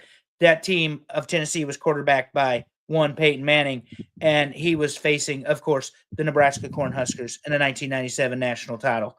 And they also got their asses handed to them by a team that is now in the Big Ten. So history repeats itself. All right, so let's look at what we have now. So I've Terry grayed out. refuses to use my graphic. He makes his own. I'm not going to. I've got a graphic. So round 1 is over. So that's small and that's gray and to the left here. But here's round 2. The All-State Sugar Bowl. We got Notre Dame and Georgia. The next second round game is the Fiesta Bowl. Penn State and Boise State, and Boise State is undefeated in the Fiesta Bowl. Just throwing that out there. You hadn't heard that 25 times lately. 2007, they defeat the Oklahoma Sooners in the Fiesta Bowl. Ohio State and Oregon in the Rose Bowl. How it almost seems like these were placed here for a reason, because you got the SEC teams in the Sugar and the Peach, but Texas and Arizona State in the Chick-fil-A Peach Bowl. The Chick-fil-A Peach Bowl. Yes, sir. So let's talk about them a little bit and run them down and do some comparisons of the teams here. Notre Dame and Georgia in the Sugar Bowl, round 2. Notre Dame, we've talked about, has been pretty dominant all year. They got the one loss to Northern Illinois. But just looking at the numbers, they got a huge turnover margin in their favor. Points per game versus opponents' points per game, huge margin. Georgia's given up some points, but they've played some teams, that kind of thing. The question is that because of strength of schedule, like we've been hearing everybody say? Is that what's causing Georgia's defense to give up so many points compared to Notre Dame here? Or is Georgia susceptible, especially with the difference in turnover margin here? What do we think is going to happen here? Well, as you know, it's been well documented. Carson Beck, who is not the quarterback, he is actually out with the shoulder surgery. Right. He is declared for the draft. He threw 3 interceptions in multiple games this year, Terry. Very uncharacteristic of a Kirby Smart offense that he was the leader of. So that's where your turnover margin is, because Georgia forces turnovers. Yeah. But you only, as many as you take, you got to give back. So I think it was 17 and 18 or something like that. Yeah. I mean, that's why the margin is 1. Whereas Notre Dame ran through their competition, with the exception of Northern Illinois, like a hot knife through butter. Mm-hmm. They have not been challenged yet this year. Right. Even Indiana did not challenge Notre Dame at home. The Georgia Bulldogs defense will challenge Notre Dame. I don't know if Georgia has enough offensively, with all of your new receivers and your running back and ETN and your quarterback. I don't know that they have enough offensively to beat Notre Dame. But here's what I do know. Kirby Smart, the greatest disciple Nick Saban ever had, 2-time national champion winner, 3 national championship game appearances, had 20 days to prepare for this game. He just didn't know if it was going to be Notre Dame or Indiana. Right. He got the worst draw in terms of the defense. He might have wanted to see Indiana in this game, but I think this one is the 15-round Thrilla in Manila from the 70s. This is Frazier and Ollie. So I'm thinking this might be the best game in the second round here. It sounds like I'm other than maybe Oregon and Ohio State. That's true. That's true. This one, to me, if you like old school physical defensive battles, I think this is the ticket. I'm still going with the experience. I'm going with the coach. I'm going with what I call the best turnover defense in the country. When they need a stop, they get a stop. When they need a big play, they get a play. I've got the Bulldogs close, Terry. Close. I'm talking field goal, 4 points, 5 points, less Yeah. than a touchdown. Georgia wins this football game. I think this is going to be Notre Dame by 4 with Georgia trying to drive to score. Very, very good. All right, Very let's good. move to the second one. We got Penn State and Boise State. I don't have the passing and rushing numbers here, but obviously Boise State's going to run the ball, or they're going to try to. Yeah, Genty ran for 2,500 yards. So, yeah, they're going to run the ball. So we'll see what happens. Obviously, the Boise State defense has given up some chunks. This is going to be an interesting game. Strength of schedule is a big deal here too, but Boise played Oregon and played close with Oregon. So they've been tested. They didn't win that game, but the question is, are they good enough to make it a close game against Penn State here and possibly beat them? My question, I'll answer your question with a question. Can Penn State's defensive line stop Genty? That's the matchup. The defensive line of Penn State versus the offensive line of Boise State. Because right. I think the offensive line of Boise State is going to be the key piece there, because we know Genty's very good, but if that offensive line gets outmatched, it's not going to matter. No. The physicality of Penn State is very good, but the good news for Boise is they saw Oregon. They know what that type of Big Ten physical football team is. They've also had 2 weeks off. They've also had time to prepare. They know that they're going to key on Genty, which is going to have to open up other options for them to play. Boise State won the 2007 Fiesta Bowl against Oklahoma with a trick play. Mm-hmm. They have a history of winning ball games with trick plays. Do not think for 1 second that they don't have 4 or 5 offensive wrinkles in that playbook that they will go to if they like the look that Penn State gives them. The other question is, the coaching isn't going to be questioned by the Boise coach. Can James Franklin win the big one? He beat SMU at home. This is in Arizona, I think, right? The Fiesta Bowl is in Arizona. Yeah, it's in Arizona. Yeah. It's in Tempe or whatever. Yeah, so these are neutral site games now. So that's a big difference in the first round, yeah. And they're 50-50 games. You get 50% attendance for each team. So Franklin has, he's won a couple of games this year that could be considered, Michigan is not Michigan this year compared to what they've been, but it's something that's kind of a monkey off his back, and then he won in the first round. So maybe he's shown a little bit more ability to win the big game. Maybe. And I'll give him the benefit of the doubt.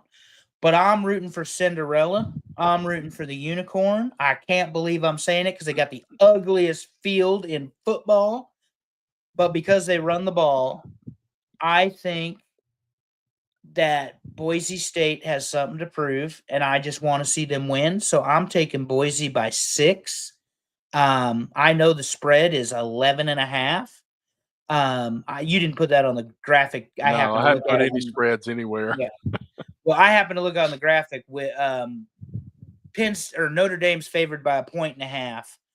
Penn State's favored by 11.5. Texas is favored by 12.5. And Ohio State, believe it or not, Terry, is favored by 1 point. So those are the spreads. But anyway, I'm going with Boise. Give me Boise by a field goal. I think Ashton Genty is the Heisman Trophy winner. And we'll get to the Colorado game in a minute. He's the best player in the country. His team is in the playoff because he put his team on his back. James Franklin's defense is going to be tested. I look to see some offensive wrinkles, and I think Boise gets it done. Mostly just to piss everybody off. Well, I want to pick Boise, but I just don't think I'm going to. I'll pick Penn State by a touchdown. But you think it's going to be close? You don't think this one's going to be a runaway? Yeah, I think it's going to be close because if it weren't for that Oregon game that Boise played earlier in the season, I might think it would be a 10-point, 2-touchdown game here. Mhm. But they hung with a team that nobody has given a blemish all year. So they've got to be good enough. Like I said, I would worry about the defensive line from Penn State overpowering the offensive line. But if they were able to get it done against Oregon and play a close game, I think it was a 3-point game, something like Yeah. that. 37-34. Yeah. Then that offensive line can handle business. So I'm And then pretty after that, interested to Oregon see. just kind of went on a tear and handled everybody. So, Let's go to Anyway. the third one, and we're going to do the Peach Bowl, Texas and Arizona State. This one obviously is in Atlanta. Bevo is banned again because of the space. Well, he's a big dude.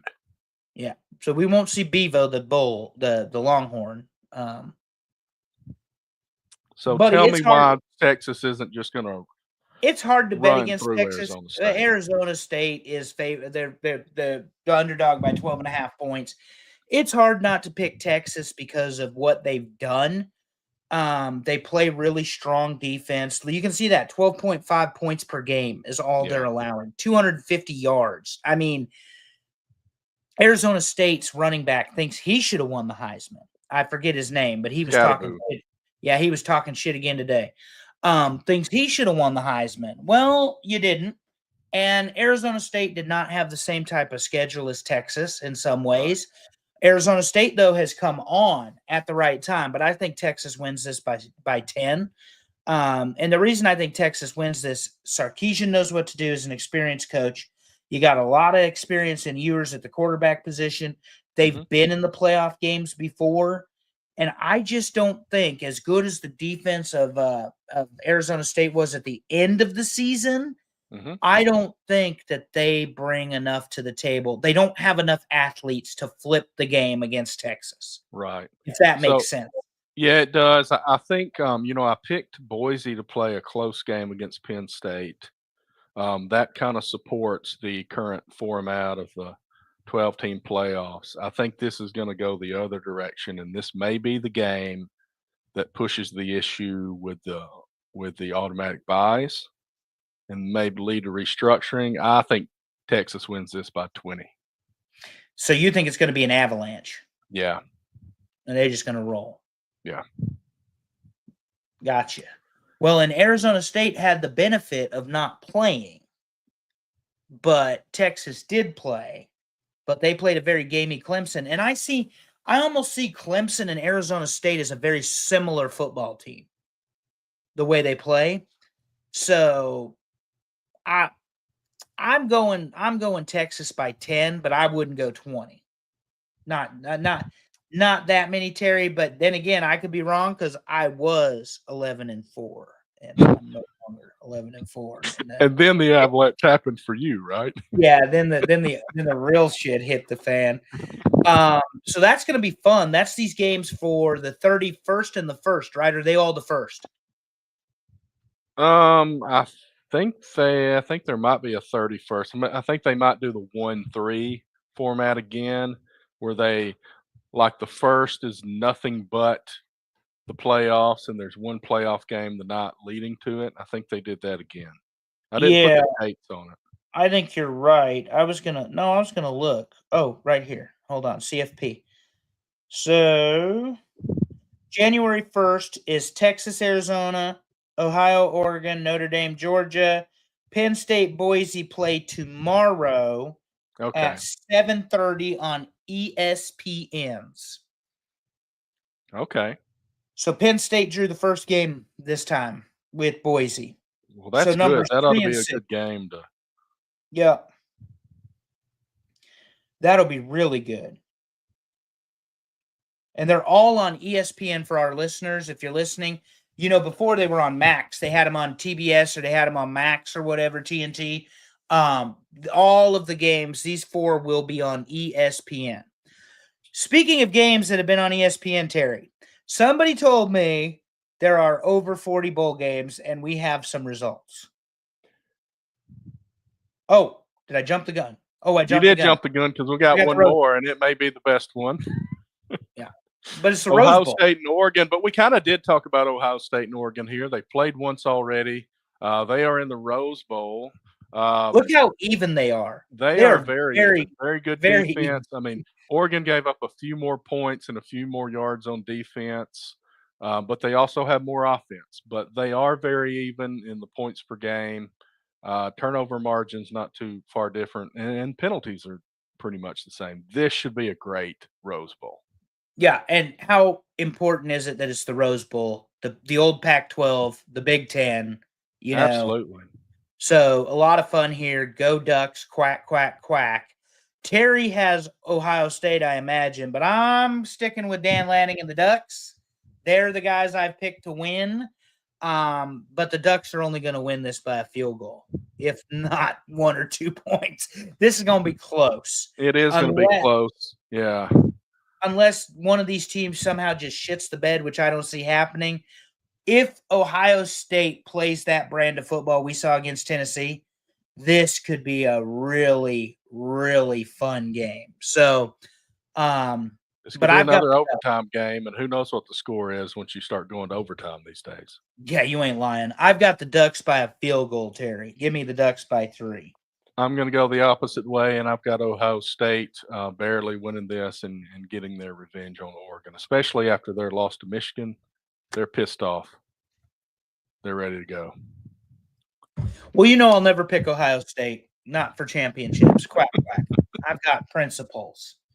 Happy New Year to you, Mike Bober. You are one of our greatest fans, and we certainly appreciate you. And he says, go Ducks, I see. Go Ducks, quack, quack.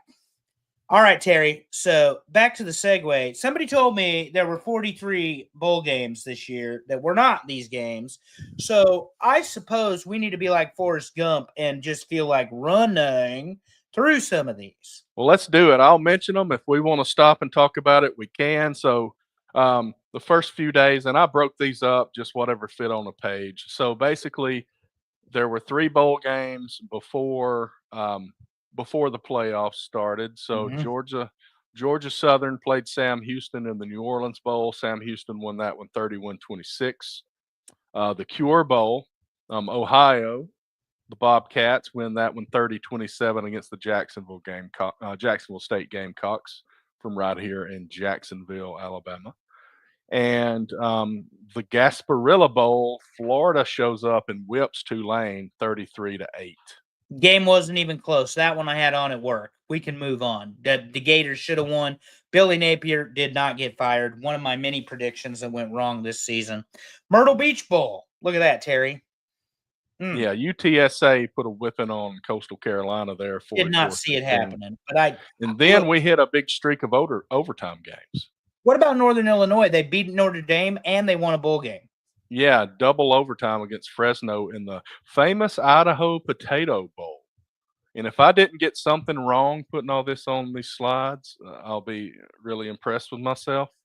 So if I got it wrong, just ignore it and we'll move on.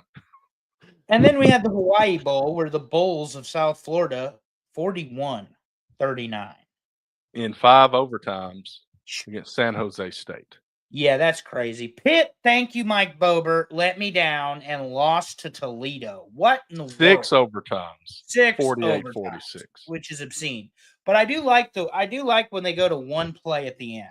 Like we're not running the ball. It's just one play. Somebody went for 2. Was that Oklahoma that went for 2 against Navy? And they didn't get it and didn't go to overtime. We're going to talk about that because somebody had suggested let's quit this 6 overtime thing.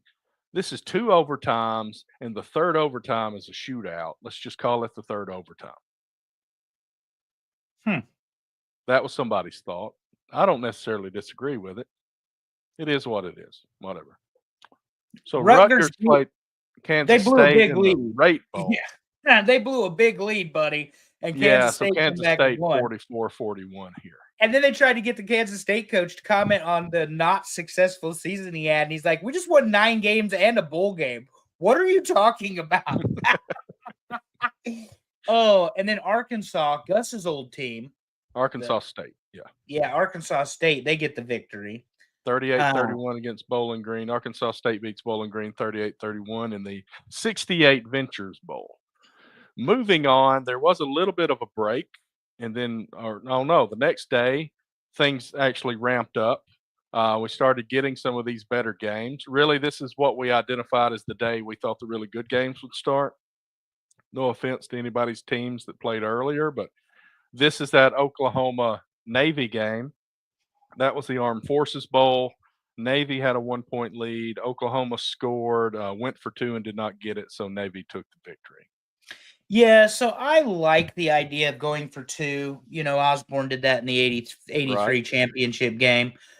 But Venables could have kicked the field goal and gone to overtime and given Oklahoma a chance. The fact that Navy competed with Oklahoma in this game is far more telling of the state of the Oklahoma football program than it is anything else. And I don't care if there have been transfers or whatever. Right. Oklahoma is a blue blood, a staple football program, a team that was 800 Yeah, plus. there's supposed to be underdogs depth to- at Oklahoma.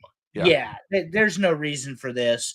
Venables may be that coach we talk about next year, Terry, that's on thin ice with hot blades. Who knows? Well, I will say, we talk about transfers. Jackson Arnold signed with Auburn. He came from Oklahoma, was the starting quarterback, got benched.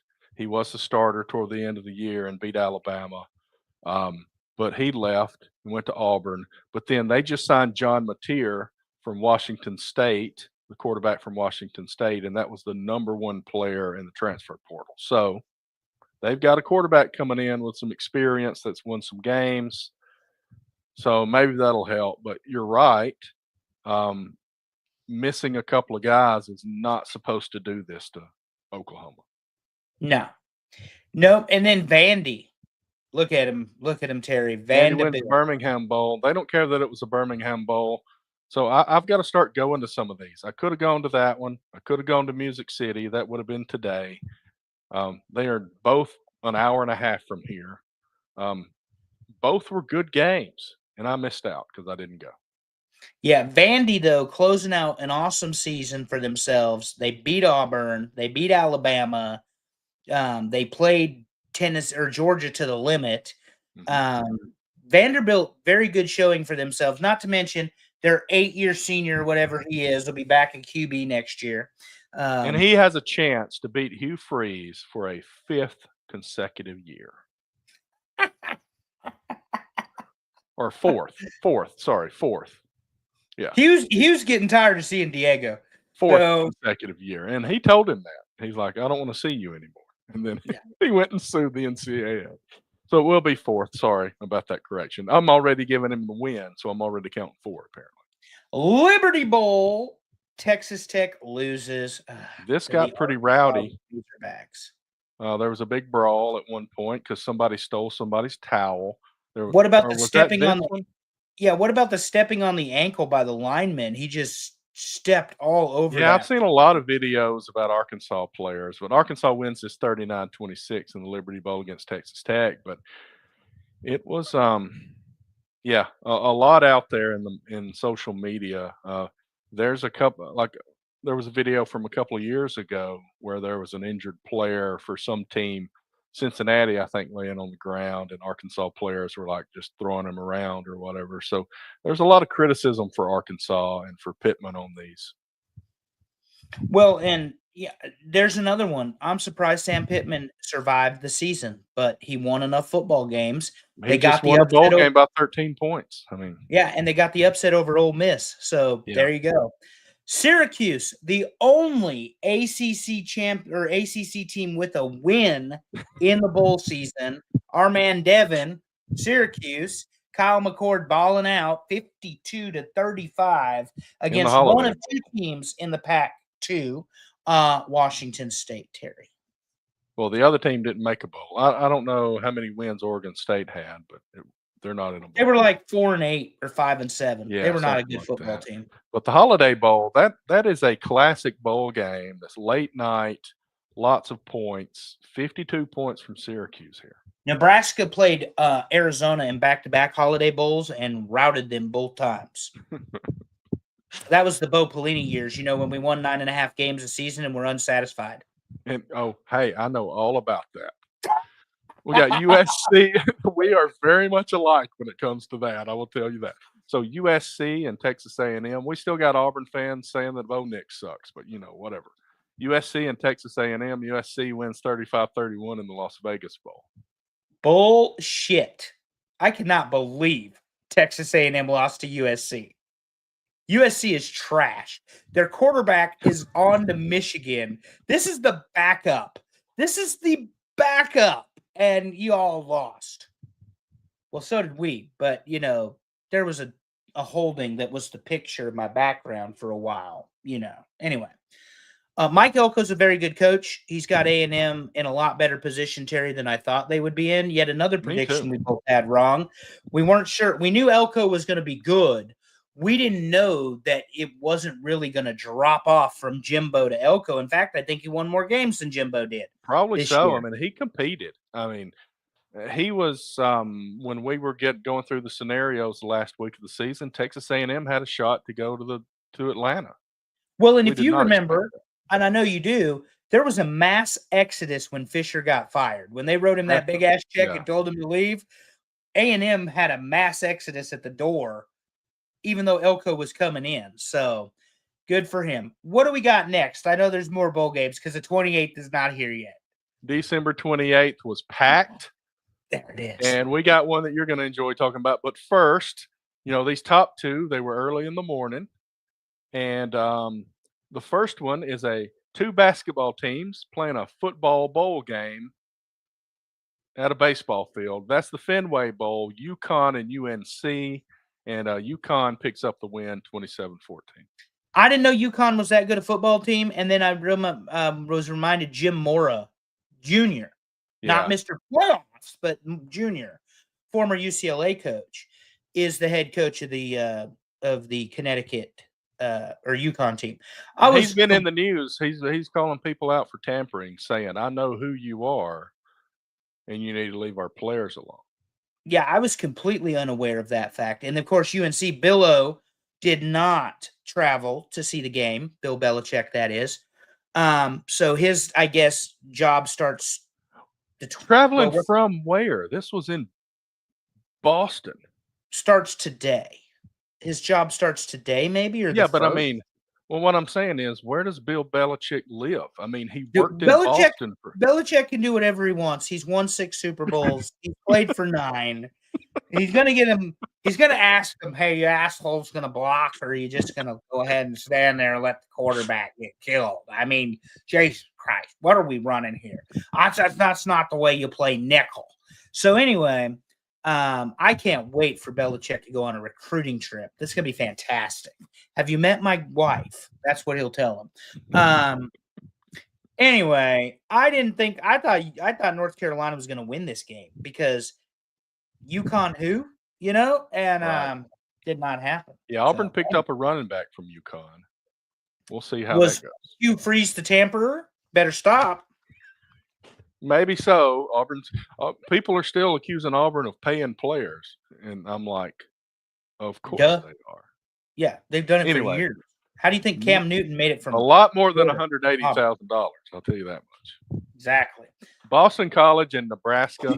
Nebraska picks up the win in the Bad Boy Moors Pinstripe Bowl in Yankee Stadium.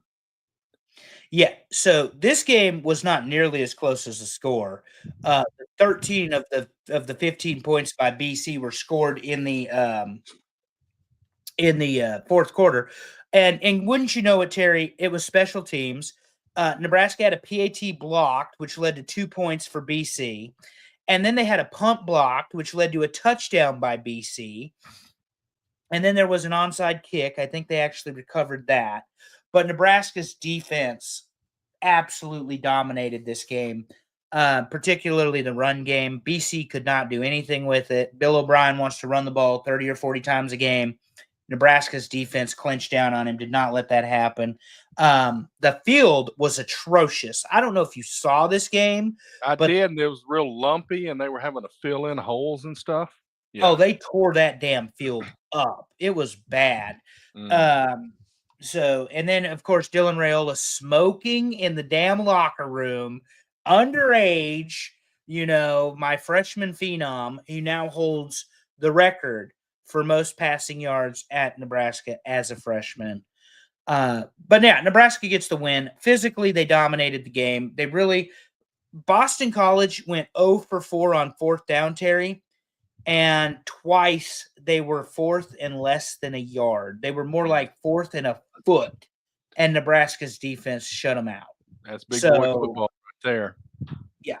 And then Nebraska, of course, used Ty Robinson as a fullback. For those of you playing along at home, he is our defensive tackle that's 6'6" and 310.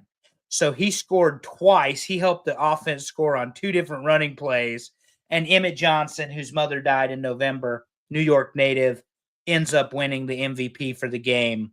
Well-deserved. Dylan Raiola got hit what he believed late. I didn't really think it was late, but he did. Yeah, he really got in somebody's face after that. Yeah. Oh, he got pissed off. And he slid late. That was the thing that I saw. Yeah. He slid pretty late, and the guy just couldn't stop. Yeah. I don't think it was a penalty, and I'm a Nebraska guy. But they called the penalty because that's what they're going to do for the quarterback. But Raiola gets up in his face. Now, that's what I actually liked to see. Right, yeah. Even if he's wrong. Yeah, get a little Sometimes feisty. it's going to be wrong, yeah. Yeah, get a little feisty. But this was a great win for Nebraska. You saw Holgerson's offense. They had a lot of motion, a lot of movement. They're spreading the ball out, but they're running the ball. So this is not going to be traditional air raid, and it does help that they've got all those receivers coming in. And part of that recruiting process, Terry, is having your wide receivers coach as well as your offensive coordinator committed to a passing game where you are expecting your wide receivers to still block for the run. Right. So, I mean, Dana Holgerson has helped immensely with the recruiting. I think Nebraska, I looked today, according to one source, I don't think it's the Eon 3, it's somewhere else. Nebraska's number 2 in the Big Ten and number 10 in the country for the transfer portal. Right. So yeah, Auburn slipped. I think Auburn might be one spot ahead of Nebraska there. I think Auburn went from like 3 at one point, and I don't know how this happened, but Auburn was number 3 and then signed the number 2 guy in the portal and somehow still slipped to 9. I don't know how that works, but whatever. And Nebraska signed Key. They got the edge rusher. So, I mean, they've got a lot of talent coming to the University of Nebraska. It's going to be a good year. Schedule's light. We'll talk about that next time because we got to move on. Yeah. What about the Horned Frogs beating the crap out of the Raging 34-3? TCU beats the Louisiana Raging Cajun, whose logo doesn't really fit in my little square here, but whatever. And that's the New Mexico Bowl. Then this one's going to be talked about a lot. Iowa State with a 42-41 win over Miami in the Pop-Tarts Bowl. Let me first say this is the most fun bowl of the bowl season these days. They really do it. I mean, they had the Pop-Tart that got eaten, the flavor that got eaten last year was standing up. The ghost of that Pop-Tart was standing in the upper deck to watch the other flavor get eaten this year. Not to mention they had the sprinkles along the field. And by the way, this game was on pace to do 100+ points. Oh, yeah. Then they really slowed down. It slowed down. It was 28-28 before halftime. Ended up 42-41. Cam Ward pulls himself out of the game. What? It was apparently planned. I picked Miami not knowing Cam Ward was only going to play half. Well, I mean, their response was, we handle that internally. I get that. But I think probably on paper, it sounded like a better idea than when you go out there. So to me, I would say I'm not going to completely trash Cam Ward on this. It was probably something that was planned and they kind of just went with it, not knowing it would be so close. But anybody considering doing this in the future should pay attention to all the crap that's being thrown at Cam Ward right now. Yeah. Yeah. And then, it was a good football game. It was entertaining, but I don't know that it would have been nearly as close with Cam Ward in the second half. I just don't. I mean, he's that good a player, that big of a difference maker. Miami of Ohio rolled Colorado State in the Snoop Dogg Arizona Bowl. Yes. For shizzle. We got. Oh, this is the one. ECU and NC State. Is this the one that had the brawl? Oh God, they Military brawled. brawl? And by the way, the first game next year of the North Carolina season is NC State versus East Carolina University. So Bubber's got a good question with the planned removal of himself at halftime. Is that going to affect anything? Because I know sometimes things like that do affect. I balls, don't think but so. I don't know. I don't think so because wouldn't it be similar to all of a sudden there being an injury and him not playing? I don't know if it's planned. I think maybe they would see it differently. But we got friends that I don't know that may know that better. But I'm Yeah. not sure. But Paul back Murray, to the military Kentucky. ball. He knows everything about gambling. He's a professional. So ECU wins 26-21. And I think this is the one where one Oh, guy they stole brawled the at other the guy's end. towel, and then he Yeah. went after him, and they just brawled. Yeah. Yeah, they cleared the benches. Yeah. And this one they open next year. This is the first game of the season. Oh wow. Yeah. Nice. Yeah. So we'll get a rematch of that. Now, for a game everybody's interested in, your Heisman Trophy winner, Travis Hunter, leading the Colorado Buffaloes in defeat to the Mormons of BYU. These are technically two Big 12 teams, but this matchup basically is following the Big 12 versus Pac-12 tie-ins that used to happen. There's just not a big enough Pac-12 to fill that. I'll go ahead and say this because I'd planned on it before the game was played. Shedeur Sanders and Travis Hunter could have decided not to play in this football game, so I will give them credit for actually playing in the bowl game. Now, they didn't lead their team to do much of anything impressively on the field because they got waxed. Yeah, they played like shit. And one of the reasons I picked Colorado in my pick'em, Terry, is when they said that both Sanders brothers and Travis Hunter were going to play. Yeah. And they took insurance out on them in case something happened. Yeah. I thought they were actually going to ball out and play. BYU slapped Colorado around. BYU is a very good football team, though. I mean, that's the thing here. It's like they went up against a good team. Yeah, but they don't have the offensive firepower to match up with Colorado, you wouldn't think, and they handled them. But the thing about Colorado that is still the case, they are a video game offense. I mean, they don't try to run the ball. They don't even pretend to try to run the ball. Shedeur Sanders is going to take a 15-yard sack once in a while, and it's the numbers look ugly, and some of the plays look ugly. Yeah, and they don't play defense. They got the best defensive player in the country, right? Yeah, right. They don't play defense. Yeah, he's got the best wide receiver and D-back, and he's the Heisman Trophy winner, which we both agree is bullshit. Heisman's one thing, like you've said, but yeah, I think the Bednarik is the one that bothered me the most, just because I don't think he deserved that. But I mean, the Heisman, I can see the whole thing about playing both sides fitting into the Heisman, but Bednarik was just something that went a little far there. Yeah. Well, they're going to have to figure something out. Maybe Coach Prime won't be there next year. Who knows, since they're all gone. And I'm being serious. I don't know.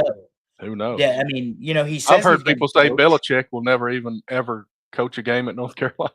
I've heard the same thing. But they're talking about having potentially 8 teams in the NFL needing head coaches. Man. To the point where the Jets are interviewing, and I shit you not, it was announced today, Rex Ryan, who's already been there, and Ron Rivera. So, anyway. So I think next week might be a good opportunity. Dion has really influenced some hires. And I want to see if I can run through some of those next week, if I can gather them up. Because there's a lot of guys, former players, being hired as head coaches all over the country now. Yeah, the Eagles player is now a head coach. Which one? I don't think it's Deshaun McCoy. I don't think it's McCoy. but they Yeah, we'll have to look into that. Delaware Yeah, there State? was. I've heard Delaware several. State head coach. That's I right, think. Delaware State. Yeah, Yeah. I can't remember who it was, but Delaware State, and then Alabama A&M just hired a former Alabama defensive back, I believe, as head coach, and that was announced today. But moving on, so we don't stay on this forever, the Independence Bowl. This is the one that Marshall was supposed to play Army, but Louisiana Tech, with 5 wins, was brought in with a waiver to play this game, and Army beat them 27-6. Yeah, that was pretty much expected. I think. Yep. I don't.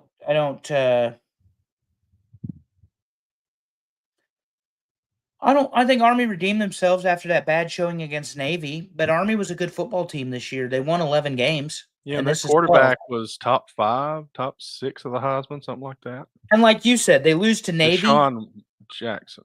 Deshaun Jackson, that's who it was. The Navy game is bigger than that, Terry. But getting drummed by Notre Dame in their Notre Dame game, I mean, that didn't mean anything to them. So, thank you, Bober. Deshaun Jackson, yeah. Well, let's move on to the next game. And that was today. That is a Music City Bowl, and this ended just a few hours ago. It was a pretty good game. Iowa gets beat, and I know Andrew loves that. Missouri wins 27-24.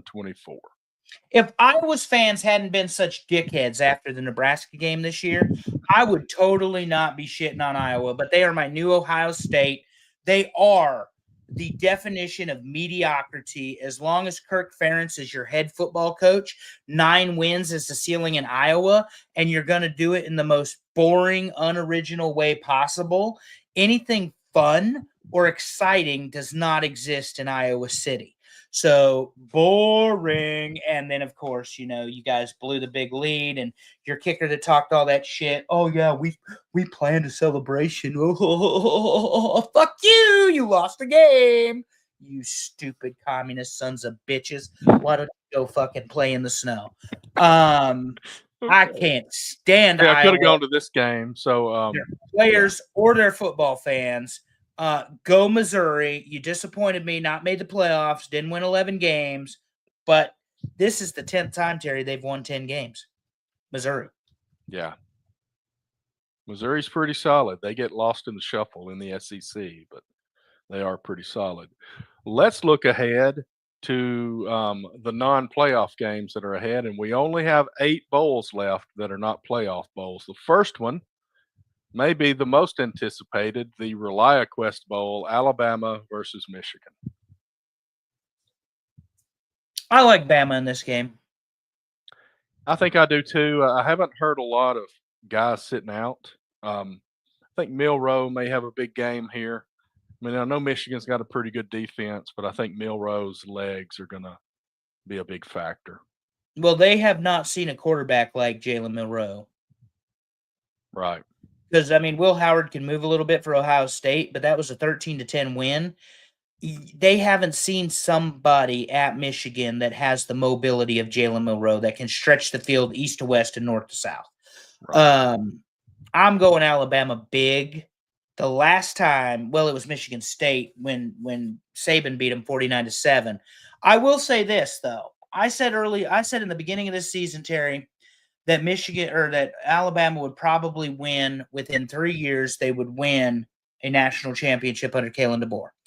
I'm going to retract that statement because they are an undisciplined, un-Nick Saban football team, and they are an embarrassment to the Roll Tide.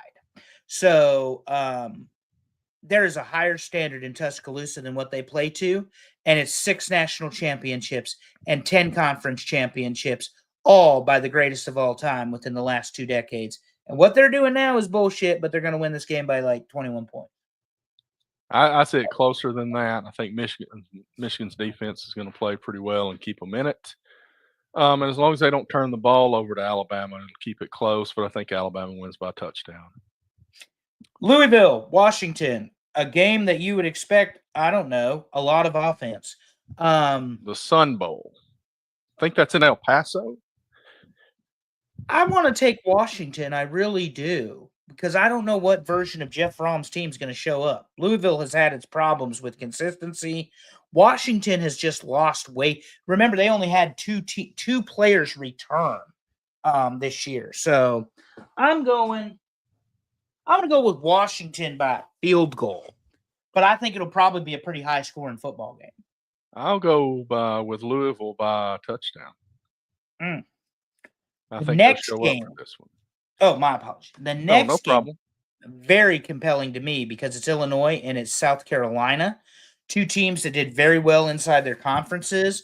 The Citrus Bowl, the Cheez-It Citrus Bowl. How about that? It's Yeah, no Cheez-Its kidding. and it's citrus. Get away from me. I want to bet Yeah, on this Carolina. should be sponsored by something that has to do with citrus. That to Yeah. me is a horrible food combination. I want to bet on South Carolina because they did roll the last part of their season. But I think that Brett Bielema, with the time he's had to prepare for this game, he is a very good game planning coach. He's got a very well experienced quarterback. They know how to play defense. I'm taking Illinois by a touchdown. South Carolina's been hot lately. Very hot. If they had not had losses to Alabama and Ole Miss, they may have made it into the playoff. Yep. I'm going to take South Carolina by a field goal. Nice. Baylor versus LSU. I really want to pick Baylor just because Brian Kelly sucks. So I'm going to pick Baylor because Brian Kelly sucks. And I'm going to get Baylor give me Baylor by 10, believe it or not, Terry. Let's go with 10. I don't know what Baylor has. I know they got a starting quarterback returning next year because Auburn starts the year with them next year. Starts the year at Baylor next year. And one of Auburn's young quarterbacks has entered the transfer portal and signed with Baylor. So that's a big story. But I think I'm going LSU here by a touchdown. They might win by a lot more, but I'm just not picking because Brian Kelly sucks. By the way, did you see that he was going to match up to $1 million for his NIL money? Yeah, that's one of those I'll match this to save my job kind of things. Yeah. Yeah, because they're not going to tolerate mediocrity in Louisiana. Duke versus Ole Miss in the Tax Slayer Gator Bowl. The Gator Bowl. I love the Gator Bowl. Nebraska's played in the Gator Bowl. They played in the 08 Gator Bowl against Clemson, and Dominican Sue threw the quarterback for Clemson around like a rag doll, and Joe Gantz led the comeback. Nebraska wins. Bo Pelini wins the bowl game over Dabo in his first year as the head coach at Clemson. Anyway, we're not talking about that. We're talking about Ole Miss.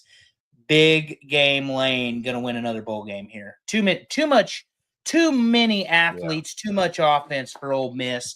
Probably 14 or 21 points. As good as Duke's defense is, they just don't have the playmakers to match up with Ole Miss. Well, and I think Malik Murphy's probably not playing in this, right? So I would imagine not, because he's already transferred on somewhere else. I don't remember where he signed. I'll have to look that up. But Oregon State? Does that sound right? I'll Oregon definitely State? have to look that up. I don't know. I know he was really close to signing with Auburn. Visited him. I don't know. I want to say he went with the Beavers. League. I'm going to look it up real quick. I would say I'm looking it up right now. Well, anyway, so I think Ole Miss by probably a lot here. I think Ole Miss wins by 17 here. That many? Yep. Oregon State, buddy. Okay. I thought I'd seen that right, but it didn't matter. My point is what the hell is in Oregon State? Well, they need him because they didn't win much this year. Not at all.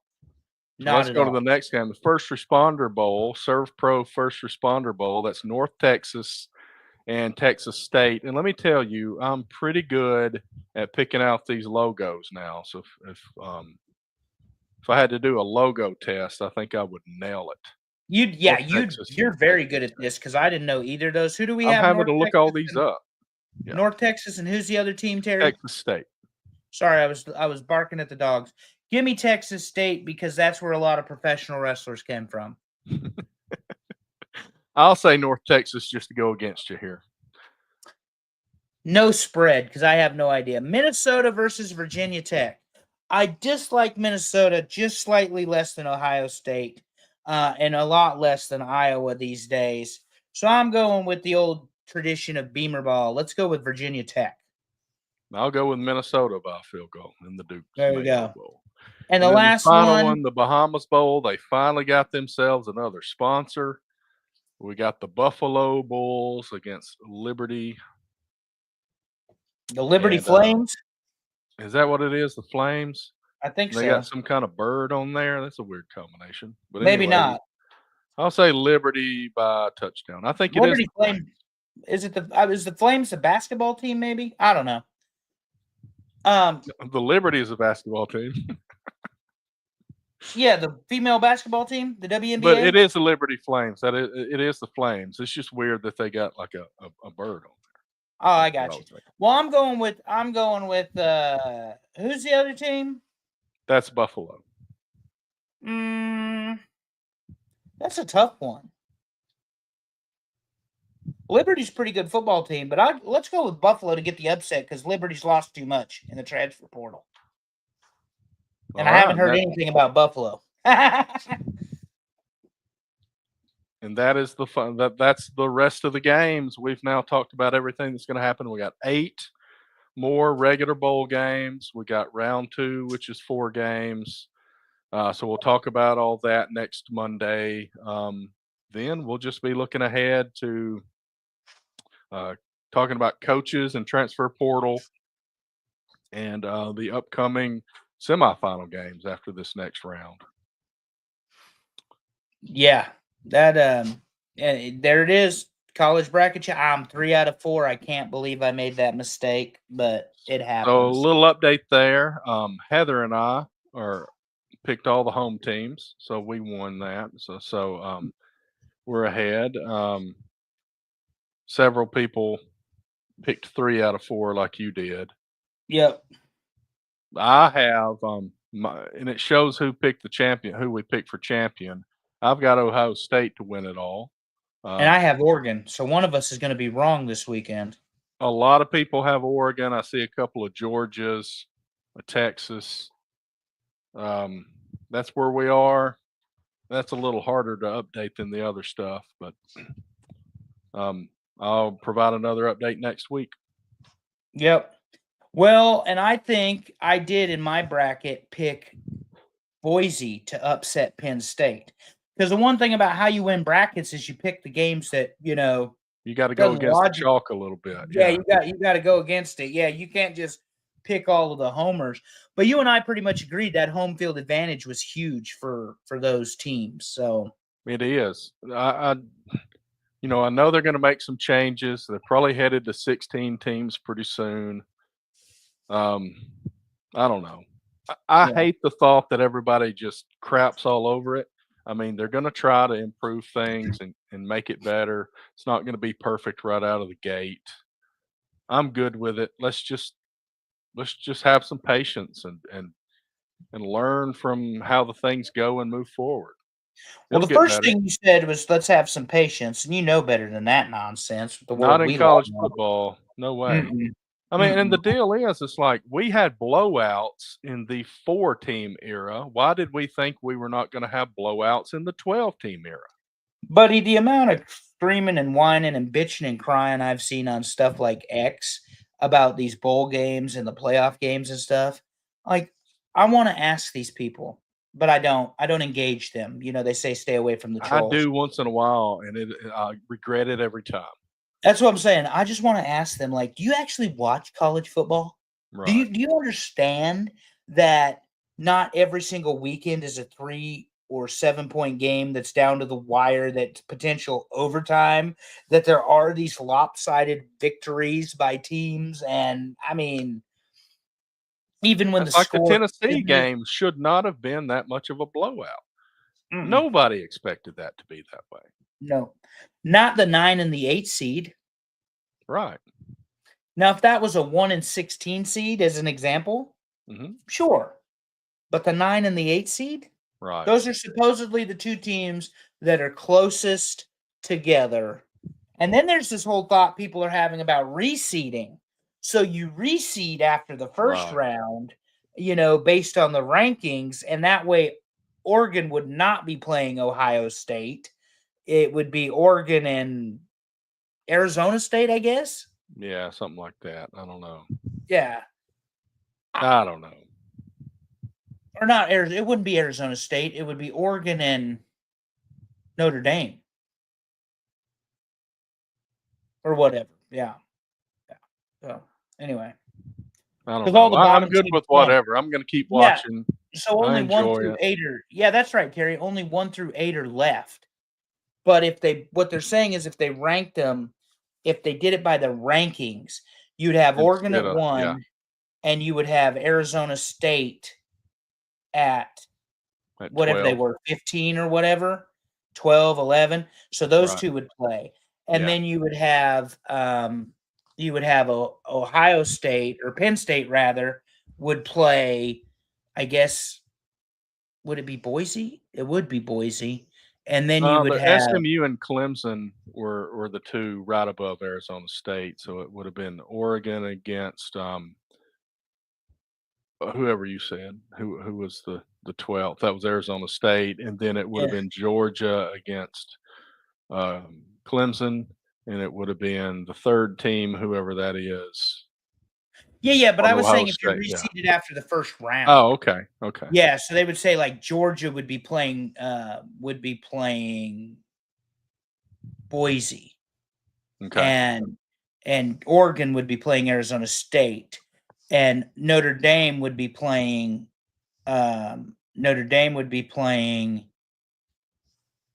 help me out.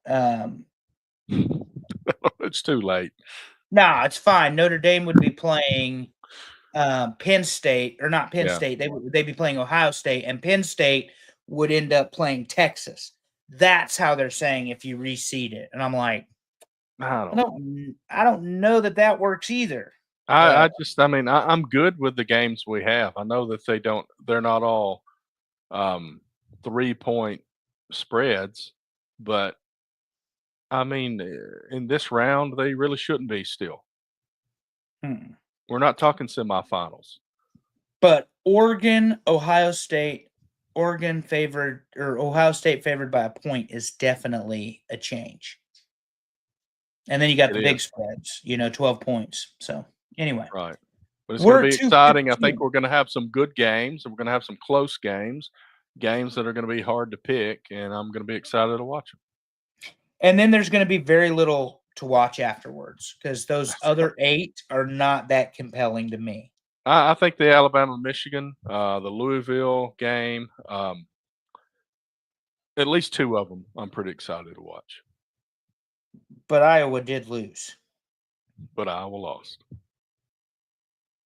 Yeah. So that's awesome. But thank you, everybody, for hanging with us. Everybody watching tonight, if you're still with us, if you've been with us all year and voted in the poll during the regular season, we thank you for that. We're wrapping up 2024, and we thank everybody for making our 2024 a little bit better. And to end the night, like I always do, I'm going to say be a champ this week in everything that you do. See you next time, everybody.